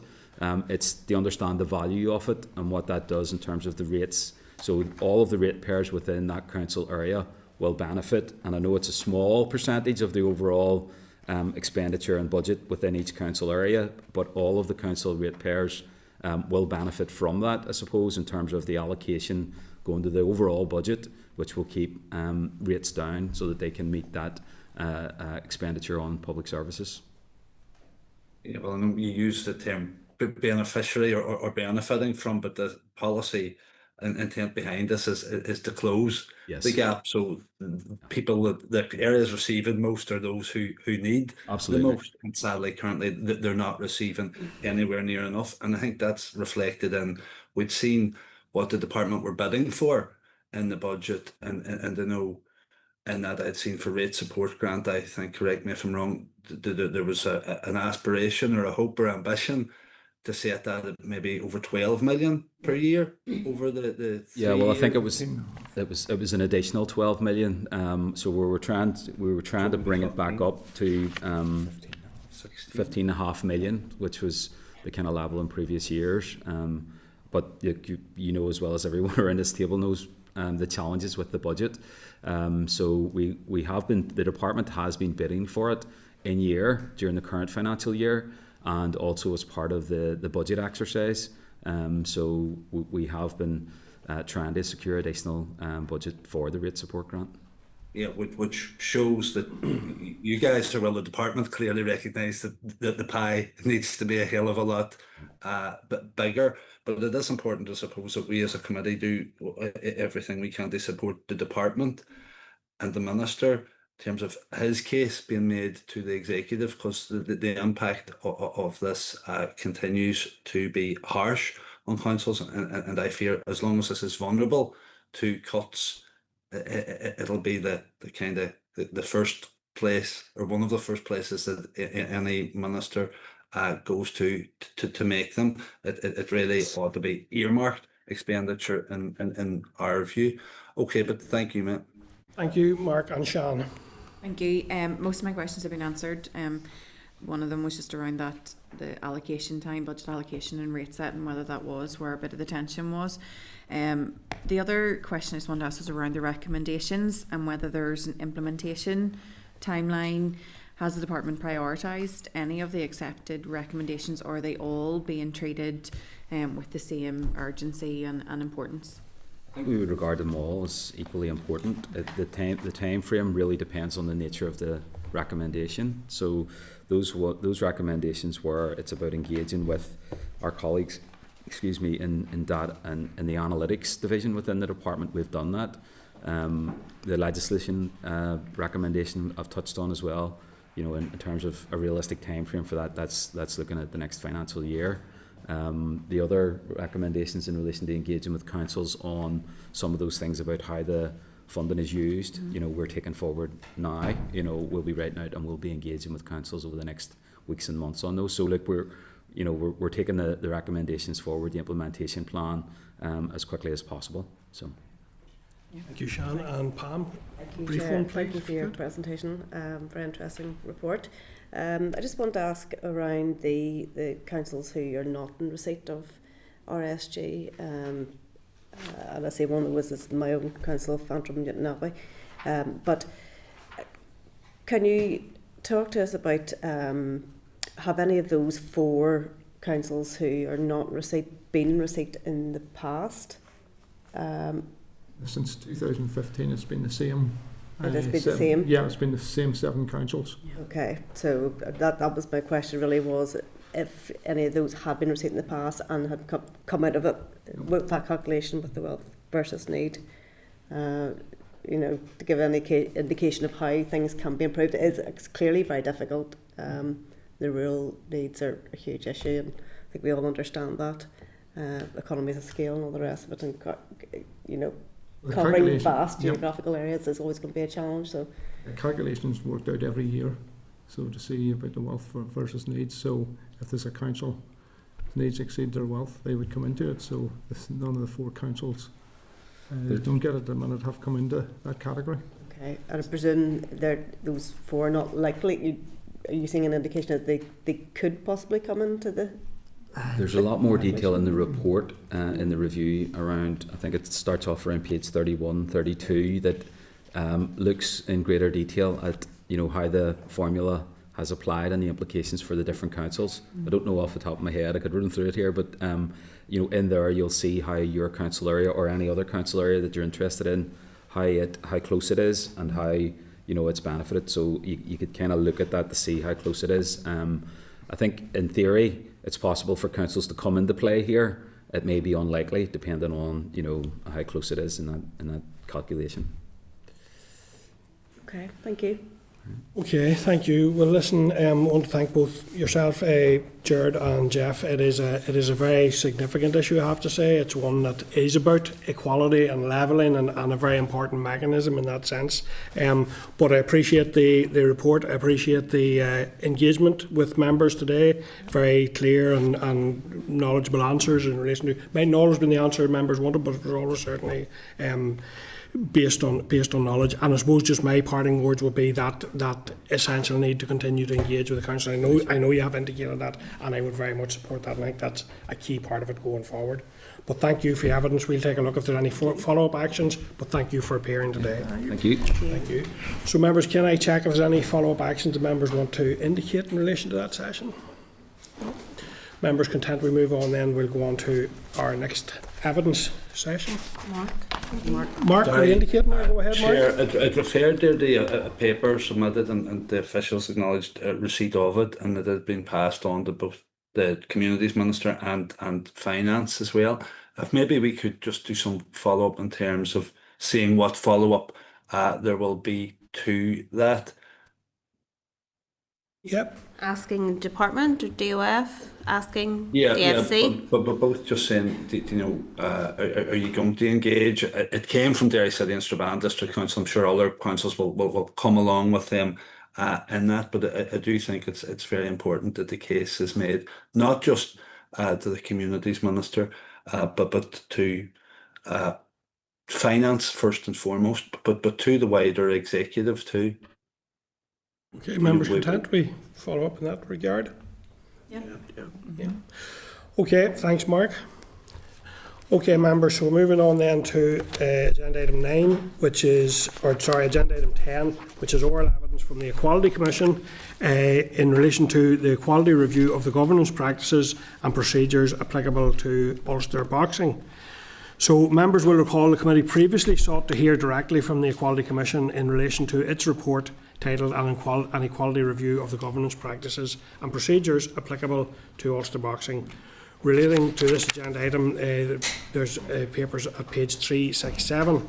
So can I now welcome the following to the meeting. So we are joined by Geraldine McGahey, who's Chief Commissioner with the Equality Commission, Louise Conlon, Chief Executive in the Equality Commission, and Alden Henderson, Director of Advice and Compliance, Equality Commission, NI. Geraldine, can I come to yourself to make a brief opening statement, and then we'll move to questions from members. Indeed, thank you very much, and good morning, members and Chair. I know you've had a very busy morning, but thank you really for the invitation to come along and talk about this this report that we have published. And as you've said, I'm accompanied by our Chief Executive, Louise Conlon, and our Director of Advice and Compliance, Alden Henderson. So, just by way of introduction, the Commission was asked to carry out this review as part of the mediated settlement between Clerk and Ulster Boxing Council and the Irish Athletic Boxing Association, and we were not directly involved in that particular case. The terms of the mediated settlement stipulated that the Commission should conduct a comprehensive equality review of the governance, practices and procedures applicable to the Ulster Boxing Council to ensure that they are compliant with the Fair Employment and Treatment Northern Ireland Order 1998 and any relevant codes of practice. But the terms also required that we take into account representation of all of the parties, previous reviews, reports and recommendations conducted by independent bodies concerning boxing in Northern Ireland over the years. I must stress that the Commission's review does not make findings of discrimination or determine liability, nor does it seek to revisit any individual dispute. Its purpose was to examine whether the governance, practices and procedures of Ulster Boxing are structured in a way that actively promotes equality of opportunity. And I would really wish to publicly put on record and acknowledge the willingness of the various parties who engaged with the Commission in relation to this review, including representatives from Ulster Boxing, the Irish Athletic Boxing Association, the staff of Sport NI and the coaches from the various boxing clubs, because without their participation and engagement, it simply would not have been possible for us to have carried out such a comprehensive review. Throughout our consultations, I must stress as well that it is clear that those involved in the sport share common ambitions for success and are dedicated to advancing boxing as a whole. There is strong evidence of the meaningful work boxing clubs do to promote good relations within their communities. The positive influence of the Ulster Boxing Council on community relations has been well documented in the 2013 Independent Working Group report. But as we are all aware, allegations of sectarianism in boxing in Northern Ireland have existed for some time, as highlighted by the Sandy Row Amateur Boxing Club report of 2012, and subsequent recommendations issued by the Independent Working Group to improve cross-community relations back in 2013. The Ulster Boxing Council and the Irish Athletic Boxing Association committed to implementing these recommendations with the support of Sport NI, and it was reported that they were completed in 2016. Unfortunately, further issues were raised in two separate legal actions concerning participation at elite levels of boxing in Ulster. In 2018, the Commission supported Lewis Crocker to pursue his discrimination case taken under the Fair Employment and Treatment Order against Ulster Boxing Council. That case was settled out of court, and the Ulster Boxing Council assured the Commission that they introduced new policies, practice and procedures to ensure compliance in all respects of its obligations. However, approximately 6 years later, in 2024, Clerk commenced legal proceedings against the Ulster Boxing Council. His case was taken on grounds very similar to that of Lewis Crocker. This was a disappointing development, and as previously stated, while the Commission was not directly involved in Clark's case, we did agree to carry out this review as part of the settlement terms. Our review focused on three interconnected areas. First of all, access to elite training and selection, including how athletes and coaches progress to elite pathways and major competitions. Secondly, the promotion of a good and harmonious environment at interclub and championship events. And thirdly, club access to support and development, including pathways to coaching, officiating and governance roles. But before outlining our findings, I think it's important that we acknowledge that boxing in Ulster has a long and proud tradition of cross-community participation. During our most difficult decades, boxing clubs have often remained among the few genuinely shared spaces. And that commitment to inclusion continues today. we saw strong evidence of the positive work clubs do for community relations. This review should be read as supporting that work and absolutely not trying to undermine it. That said, our review identifies a number of areas that, if addressed, will increase confidence in the administration of boxing and provide support in dealing with the challenges that currently exist. And turning to our findings, in relation to elite selection and pathways, we find that selection criteria are not consistently documented, published or communicated in advance. While explanations can be given verbally when queried, this approach could be disadvantaged newer and smaller clubs who do not have the same historical knowledge or informal networks as longer established clubs do. In equality terms, reliance on informal processes create a risk that access is not experienced as fair, transparent, or based solely on merit. In relation to the promotion of a good and harmonious environment, we find that issues identified over a decade ago remain live.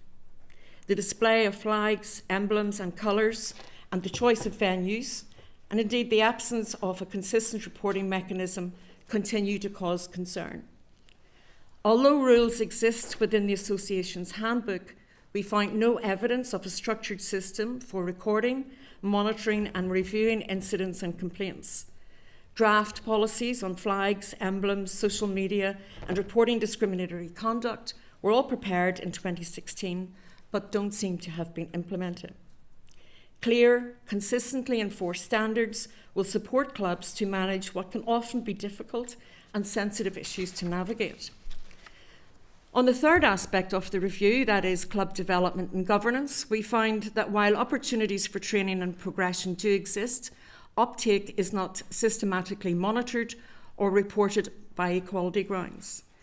Newer clubs, many of which are from predominantly Protestant communities, face particular challenges.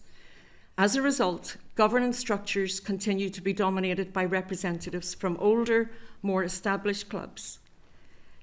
This should not be taken as a criticism of those individuals, but it does mean that participation in decision-making does not yet reflect the diversity of the clubs across Ulster. In examining Ulster Boxing, it became clear that considerable work has already been done in examining these issues. But regardless of the extent to which previous report recommendations are dealt with, we believe they should be revisited. Promoting equality should be an ongoing effort and something that senior leadership teams revisit frequently. We believe our recommendations are practical and forward-looking. We recommend as a priority the development and publication of clear, objective, merit-based selection criteria for elite pathways and major competitions. We recommend the establishment of an independent oversight panel involving the Department for Communities, Sport NI, the Irish Athletic Boxing Association and the Ulster Boxing Council, with independent representation from both main communities to monitor and report on progress. We recommend revisiting and completing the outstanding 2013 Independent Working Group recommendations, particularly in relation to flags, emblems, codes of conduct and neutral venues. And finally, we recommend targeted developmental support for newer clubs, supported by Sport NI to build governance, capacity and ensure fair participation at all levels. The Commission is confident that these issues are resolvable, and with leadership, transparency and oversight, Ulster Boxing can demonstrate compliance with equality law, reduce legal risk and continue to be a powerful force for good relations in our society. Moving forward and looking at next steps, the Irish Athletic Boxing Association has committed to identifying an independent, suitably qualified person to oversee and ensure the implementation of the recommendations arising from this review. And we understand from the Minister's statement to the Assembly that he will establish and chair the oversight panel. We look forward to engaging with this panel, and we have recommendations that the oversight panel ensures that all recommendations are progressed within an 18-month period. We remain available to engage further with the relevant bodies in relation to next steps, and we will offer support where possible to ensure they comply with equality law and promote equality of opportunity. And Chairman, we're happy to take any questions that your committee might have. Okay, thank you, Commissioner. That's very useful, and appreciate you attending today and taking committee's questions in relation to this issue. So, while this report is about boxing, does the Commission believe that there is learning in it for other sports? We believe firmly that it does, because these are practices that will help embed equality law and compliance with it. It will help lead to a more transparent, well-led organisation that is fully in compliance with governance requirements. More and more sports are dependent upon public funding, and public funders too would require those kind of governance arrangements. So we believe it has benefit for all sporting organisations. Okay, and what governance and enforcement mechanisms would you recommend would ensure that the long-standing recommendation on flags, emblems, codes of conduct, reporting of discriminatory incidents move from draft or informal practice that you have described to a more mandatory monitored compliance across all events? Yeah, I think the recommendations that we have set out and the structures that we have recommended in terms of monitoring the implementation of those recommendations would lead to an organisation that has very strong governance arrangements. I think we're all well versed now in what those governance arrangements are required for a good functioning, well-led organisation. So I think that the report is quite clear in terms of the steps that need to be taken, but it's about working together. There are recommendations in relation to flags and emblems and neutral venues, but I think it's important to recognise that the clubs need to come together, the associations need to come together and define what those are. There must be buy-in from all parties, and it's about setting that down in a code of conduct that everyone has agreed to and can sign up to, and it provides a benchmark against which behaviours can be monitored and reported on. And it's that ongoing monitoring and reporting procedures that will ultimately lead to change in culture. Thank you. And I suppose I just want to reiterate, in my view, what we're doing and what is happening in this space should be inclusive, respectful, allowing athletes to progress and perform to the top of their ability in a way that they feel very, very comfortable with. And given, and this is the final one for me, and then I'm going to come to members, given the report seeks to prevent discrimination, are the recommendations applicable to other governing bodies and Sport NI in terms of informing the protections that they should have in place? I think it's important to re-emphasise that this report that we have produced was done on the basis of a mediated settlement between the parties in this case. We don't normally go out and carry out these kind of reviews on sporting clubs. But I think the lessons learnt and the recommendations are all designed to ensure that equality is embedded within the structures of the association, and therefore there is learning for everyone. It is developed in terms of the framework that is applicable under the Fair Employment and Treatment Order for employers, and the same criteria can be used to ensure that equality law and good relations is really embedded within all associations that operate on a cross-community basis. Thank you. And actually I have one other just that kind of flows from something that you said in relation to, you were very clear that IABA and Ulster Boxing Council had cooperated fully and continued, that work continues, that good work that you described continues till today. And it's about ensuring that we support that work and not undermining. Do you have any concerns in relation to the Minister's statement that support, that it would be more supportive, or do you have any concerns in listening to what the Minister's response was? I don't wish to get into the politics around these issues, but I think it is to be welcomed that the Minister has taken these recommendations seriously, and that his department is working to establish that oversight panel, because if you look at our recommendations, we've said that panel needs to be chaired by someone with good standing, someone who has the confidence of all of the parties to be able to call out when action and progress isn't being made, but to be supportive as well. Because I think more and more, as they delve into trying to develop arrangements and procedures, etc., I think we all need to be cognizant of the fact that if we look at venues, for example, that requires money, it requires funding and resource to be able to have venues. And therefore, if you're applying for public funding, you need to show that you have a well-governed and a well-led organisation. And that's ultimately what this report is trying to deliver. Yep. Thank you. Okay, so I have Pam, Sean, Melissa and Mark. So if we could ask members just to be as succinct as possible, but please go ahead, Pam. Thank you, Chair. Thank you very much, Geraldine and your team, for your time here today and for the report in front of us. I suppose just to say from the outset that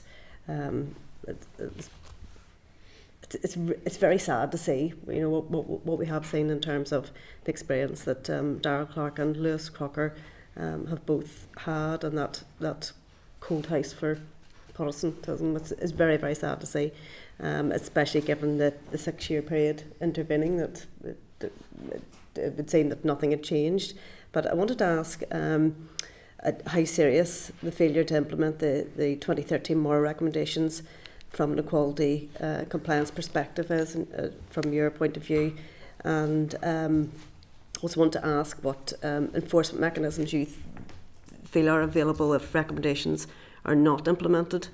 That would be my first two for now. Okay. We'll start with the last point first, because that's the bit I can remember best. The enforcement. You've got to remember that the enforcement part for the Equality Commission and the ability to carry out investigations is really in relation to employment matters, and therefore the power to investigate and to issue binding directions doesn't apply in this case. We're very much limited by the legislation, and indeed it would be one of the areas that we have highlighted on many previous occasions in terms of the review and the reform of equality legislation to enable to step into situations like this. But I think it's unfair to say that there wasn't progress in relation to the recommendations made in 2013. My point here is that those actions are ongoing actions. They were done at a point in time, but they need to be revisited and to be kept alive and continually reviewed. That is why we're saying you need to go back and look at them again, because environments change, circumstances change, and that is why they are actually living actions. Now, there were a couple of the actions that weren't actually implemented, particularly the one from the Independent Working Group in relation to I think it was Action 12 in terms of venues, etc., and emblems, flags and emblems. That was dependent on a piece of work that was being done by others, and I think it was published in 2021, but it's about the actions that need to be put in place following from that. So my point is they are ongoing. They should not be castigated that they didn't do the work that was required of them in 2013. Sport and I are on record of having said that they did do it. Various audit reports also highlighted that work was done. But it's taking that work and embedding it, and reviewing it and monitoring it and keeping it alive. That's what's needed. Really, that's that really underpins the need for the independent oversight panel, which I certainly welcome, because we just want to see fairness throughout, you know. Yeah, one other point I would make in relation to your comment. Part of the issues about governance in particular is about the fact that without keeping data as to where monitoring where people are coming from in terms of the representation on committees across both the council and the association, it leaves a gap where if you haven't built up capacity within newer clubs to work their way through that hierarchy of positions, then the status quo has a tendency to remain. So my point is that the older club representation who have historically been on these committees, there's less new blood coming up through to replace them and to recycle that kind of experience and expertise and contribution to the committees. And that's where we're saying that capacity building within newer clubs needs to have a programme around it to build that capacity, because we recognise that most of the newer clubs, or a large proportion of the newer clubs, come from one section of the community, and hence the failure to get that kind of perspective onto the overarching committees, rather than an actual determination not to have them there. It's about providing them the support and building their capacity to enable them to be there. Okay, thank you. Sean? Thank you so much, Commissioner, for attending today. And I think so much of what you said I absolutely agree with, and I think having it in writing around how we should be creating and nurturing these safe, neutral spaces, where especially young people coming into sport, where they can actually come together. I think that's vital, and a lot of the recommendations that I'm seeing will hopefully nurture that. And that kind of follows on to my question, is that the report largely treats that culture can be something that will improve if processes are in place or are embedded. We've seen in practice that doesn't always follow through, even with the best will in the world. You can have all the strategies, processes and documents. Is that a concern of the Commission, that if it's not borne out in practice, if it's not actually, I suppose, changed off the page, not just in the processes? Yeah. It is always going to be a concern, and that is why we have recommended that there needs to be an oversight panel with buy-in from all of the parties, with a strong leader who has the standing to be able to encourage and ensure action. Policies, procedures are all very well at a point in time, but ask any good leader, they are living and evolving policies and procedures. They need to be reviewed on a regular basis to ensure they're being embedded. There must be learning from the monitoring exercises that are carried out as part of that to ensure that the policy is effective. And if it's not effective, why is it not? That's all part of the learning and evolving and the leading of any organisation. So we're looking to see that that is embedded within the culture of Ulster Boxing in this particular case. And that will be the role of the oversight panel, to make sure that that is actually carried out and that there's a structure there to monitor it moving forward.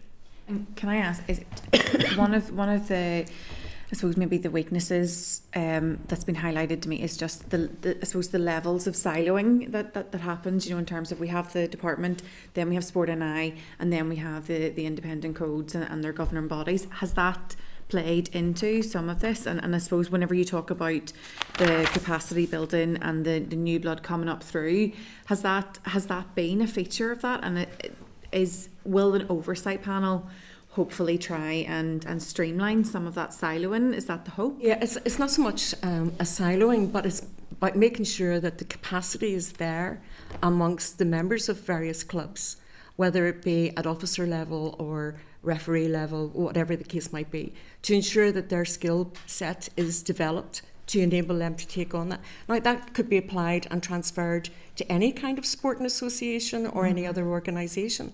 And I think it's really important that the monitoring, the code of conduct and how the issues are monitored, reported on and analysed feeds into that whole process of ongoing development. Alden, do you want to add to what you have witnessed? So, please, Alden. Sure, and thank you, committee. So we spent about 6 months engaging with the various parties, so the IABA officials, Ulster Boxing Council officials, the various boxing clubs, the Sport NI officials. Ulster Boxing Council officials also are involved in clubs. So we spent about 6 months. So I wouldn't describe a silo effect there at all. I don't think it would be fair for me to say that, because I didn't come across that. People engaged very openly with us. I think probably within and boxing is a complex and very large organisation. I mean, it's quite exemplar in many ways, and so it probably has unique issues, but also issues common across other organisations. So I think probably communication within the organisation was probably one of the areas that we would have wanted to see them look at, and I think it's within the report. But it would be unfair to say that it's siloed between the department and Sport NI and the Ulster Boxing Council and IABA. I mean, very clearly they talk to each other. Belfast City Council, for example, are involved in funding boxing, and there seems to me to be close communication between them. Okay, thank you. Okay, Marisa, Lanneray or the Cashtain, Lidhull. Good. Jess, it's nice meeting with you, so thank you off.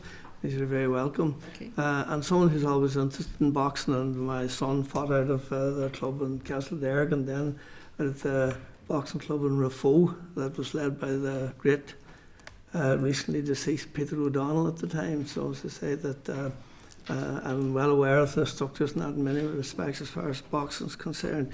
And I'm very glad to note that that you have actually mentioned that the boxing fraternity has really brought communities together in a whole lot of ways. And I enjoyed that throughout that whole troubled period and that as well too, when I met with people from other boxing clubs when we attended tournaments and the likes of it. And I can verify that was exactly the case. But can I ask you, you made the comment there about the Irish Athletic Boxing Association and the role that they have now in terms of, we'll say, overseeing the recommendations and the likes of it.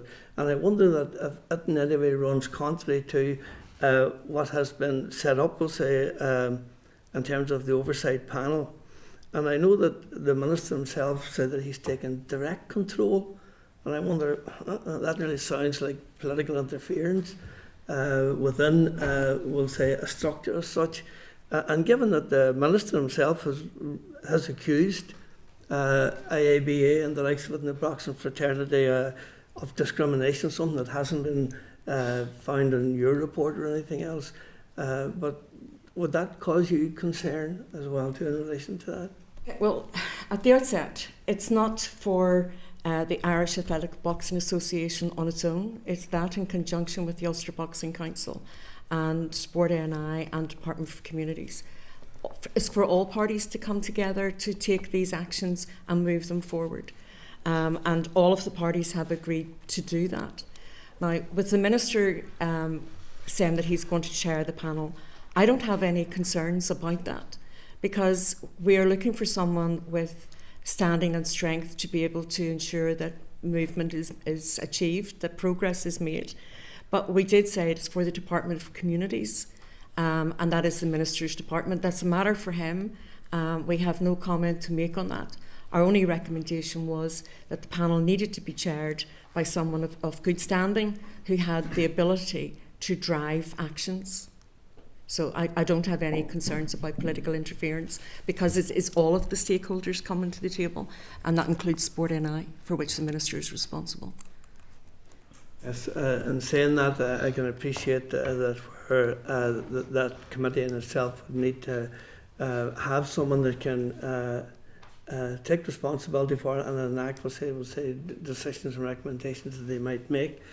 But given that they're coming maybe already with an agenda, that would cause me concern. I don't know, would it not cause you concern? Well, those are our political issues, but we have already committed to being available to give advice and guidance and support to that panel, because it is for them to ensure that there's buy-in across the whole sport fraternity of boxing.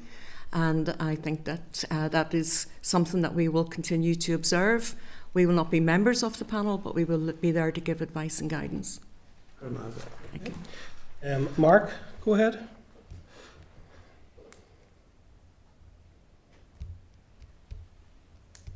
Thanks, Chair, and thanks to Geraldine and the team for coming along. Melissa, to ask the question I was thinking of asking there, but it's just in terms of, yes, the standing of the Minister, given that what he had said and how he had framed this in the Assembly. And I know you don't want to be dragged into the politics of it, Geraldine, but whenever we go back to the Minister's statement and in relation to the Equality Commission report, he says, a number of details are now clear to me.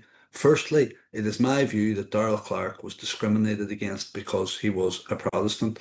But do you think that's a logical or fair conclusion for anyone to come to upon reading your report?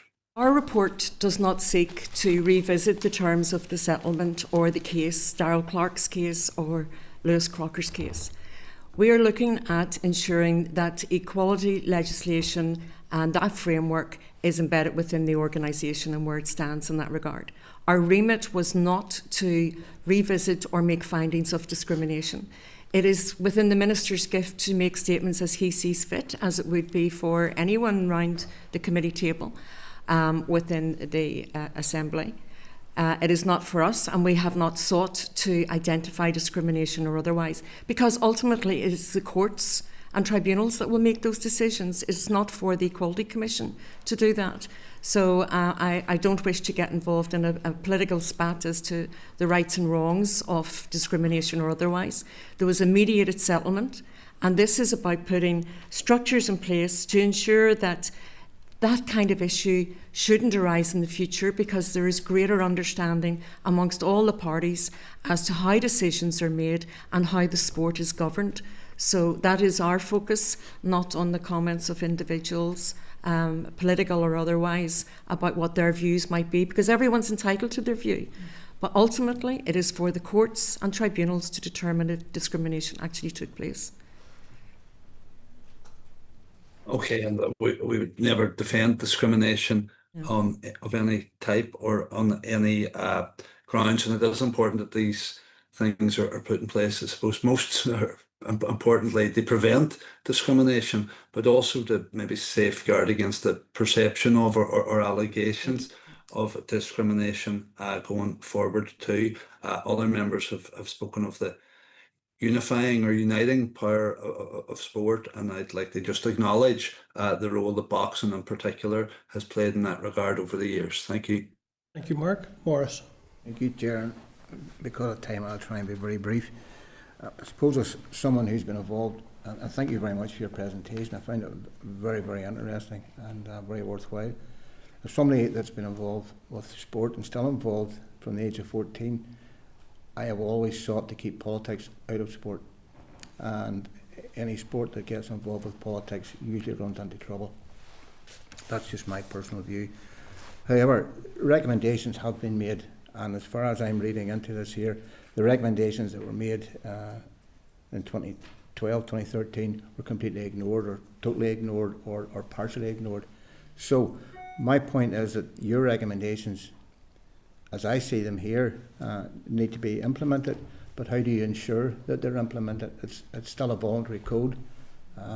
Will you be monitoring your recommendations to see that they're implemented? Will you be evaluating? What's the checks and balances that'll change the face of boxing in this country once and for all?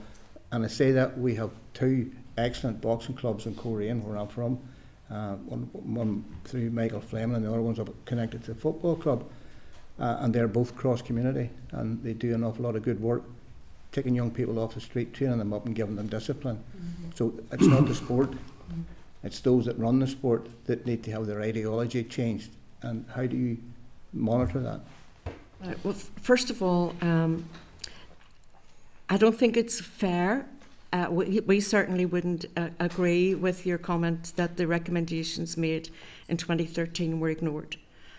Sport NI and others have confirmed that there was work done.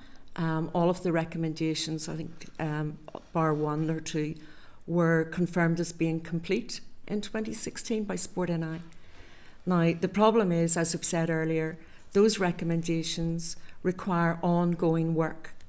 Things have changed since 2013, and it's about ensuring that they are as robust as they can be, and that everyone buys into it. That is why we're saying you need to go back and revisit it, because certain actions are ongoing actions. They're not just you do something and you stop. You have to keep on going with it and reviewing it and revisiting it. In terms of the culture change or moving things along within boxing, as I said, we weren't there carrying out this review to look at whether or not discrimination was taking place. We were there to make sure that there was fair and equitable treatment, that everyone had the equality of opportunity, and everyone knew how they could progress through the various levels of the sport. And our recommendations are focused on doing that. We believe that with capacity building and the development of newer clubs and the monitoring of that training that's given and the monitoring of who sits on what governance committee and ensuring wide representation will address any of those shortcomings in terms of what you might perceive as being a cultural issue. What we perceived and what we saw was the fact that there was no movement, there was a stagnation in terms of membership. And we're at pains to say that we're not criticising people who are participating in the leadership of boxing, but we're saying and making recommendations as to how new voices can be added into that mix so that everyone can have buy-in and understanding, and that the knowledge that's been built up in the sport over many, many years can be spread out. Because part of the problem has been the communication of pathways, of criteria, hasn't always got to those who need to know. And there has been some criticism about the fact that clubs haven't always got that kind of information. And we're saying with proper processes and proper communication and proper policies and procedures within the organisation, that those kind of criticisms should not be coming forward in the future. I think that's where we're coming from. Do you want to add to that, Louise? Yeah, If they please, Louise. Yeah, just quickly to add, in terms of oversight, I think that the monitoring role is for the oversight panel. The Commission it's not wouldn't be within our remit to do that. We are there to provide advice, and ultimately, I suppose the ultimate result, if it's not done, there will be more cases potentially, and the Commission has been there before.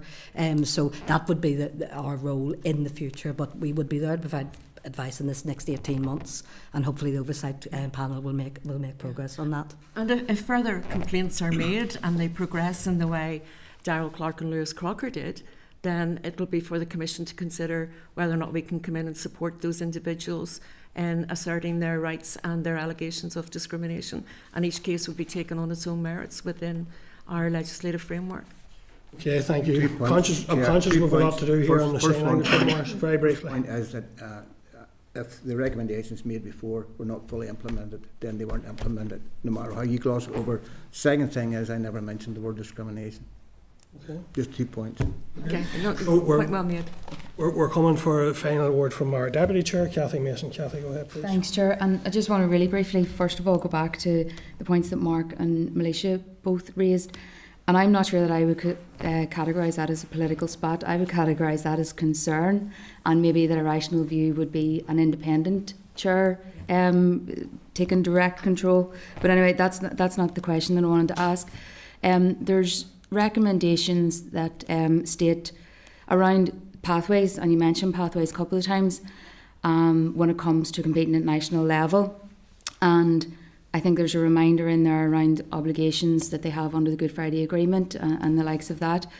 And in recent weeks and months, I've been involved in meetings with athletes from various sports, from judo, powerlifting, cycling, cricket, just to name a few, who have concerns around pathways, specifically around Irish pathways, and that their identities are persistently being defunded and erased or ignored. Is this something that you're aware of? Is this something that the Commission would look into? And I suppose on the back of that, given the breadth of all of those sports who all fall under the umbrella of Sport NI, is there a case of a report around Sport NI? Well, one of the recommendations within the Independent Working Group from 2013 was actually looking at pathways. And we have made further recommendations leading on from that. I think it was recommendation 12 that looked at that. And it's really for Sport NI, UK Sport and the Irish Sports Council to look at those kind of pathways and how people can make their choices. It's not something that would be within the Equality Commission's remit.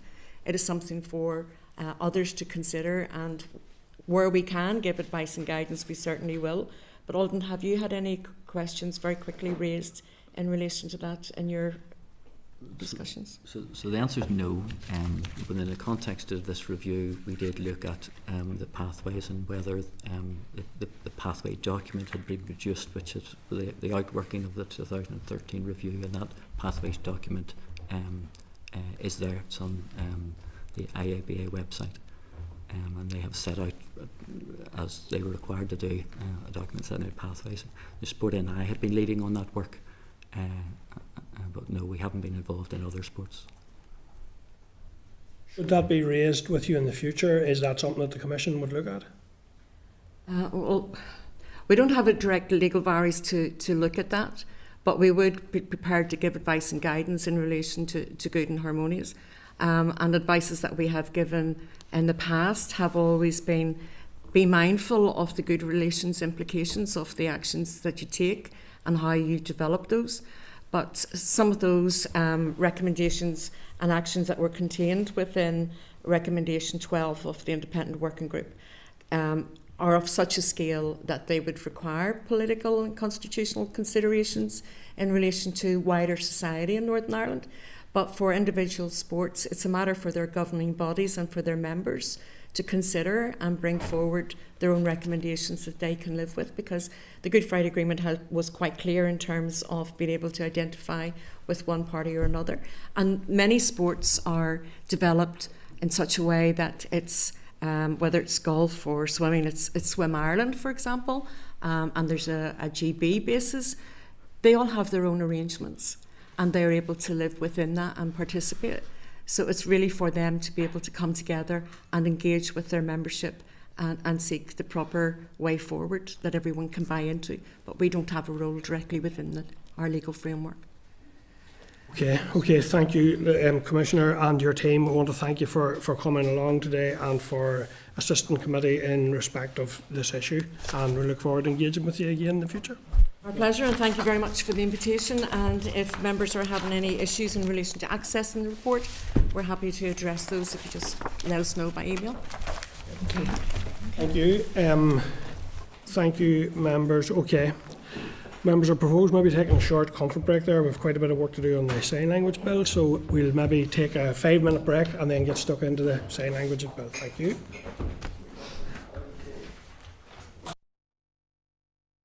Committee Room 29. Sound.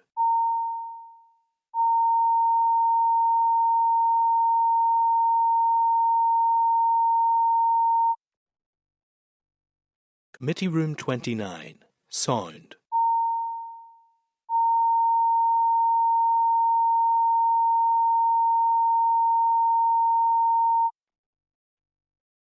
Committee Room 29. Sound.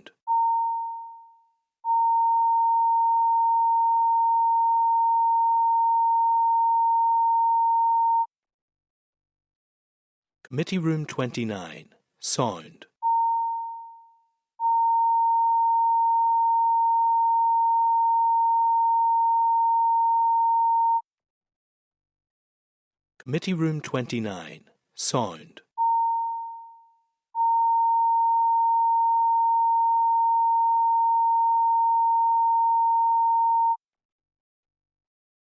Committee Room 29. Sound.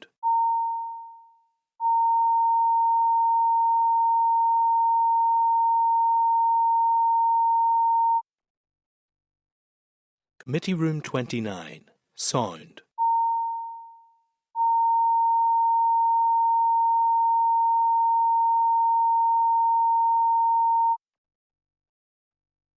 Committee Room 29. Sound.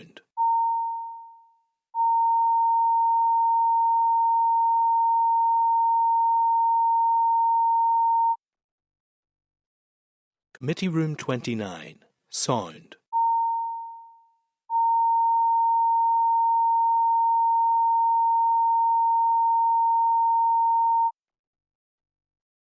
Committee Room 29. Sound. Committee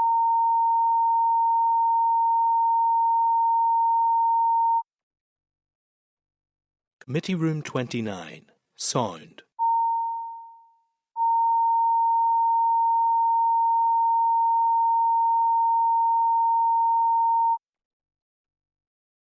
Committee Room 29. Sound.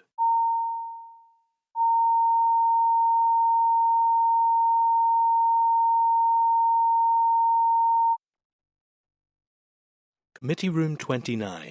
Sound.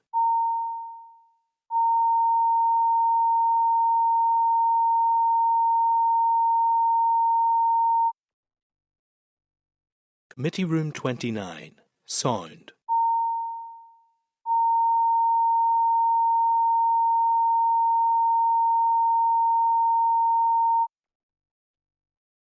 Committee Room 29. Sound.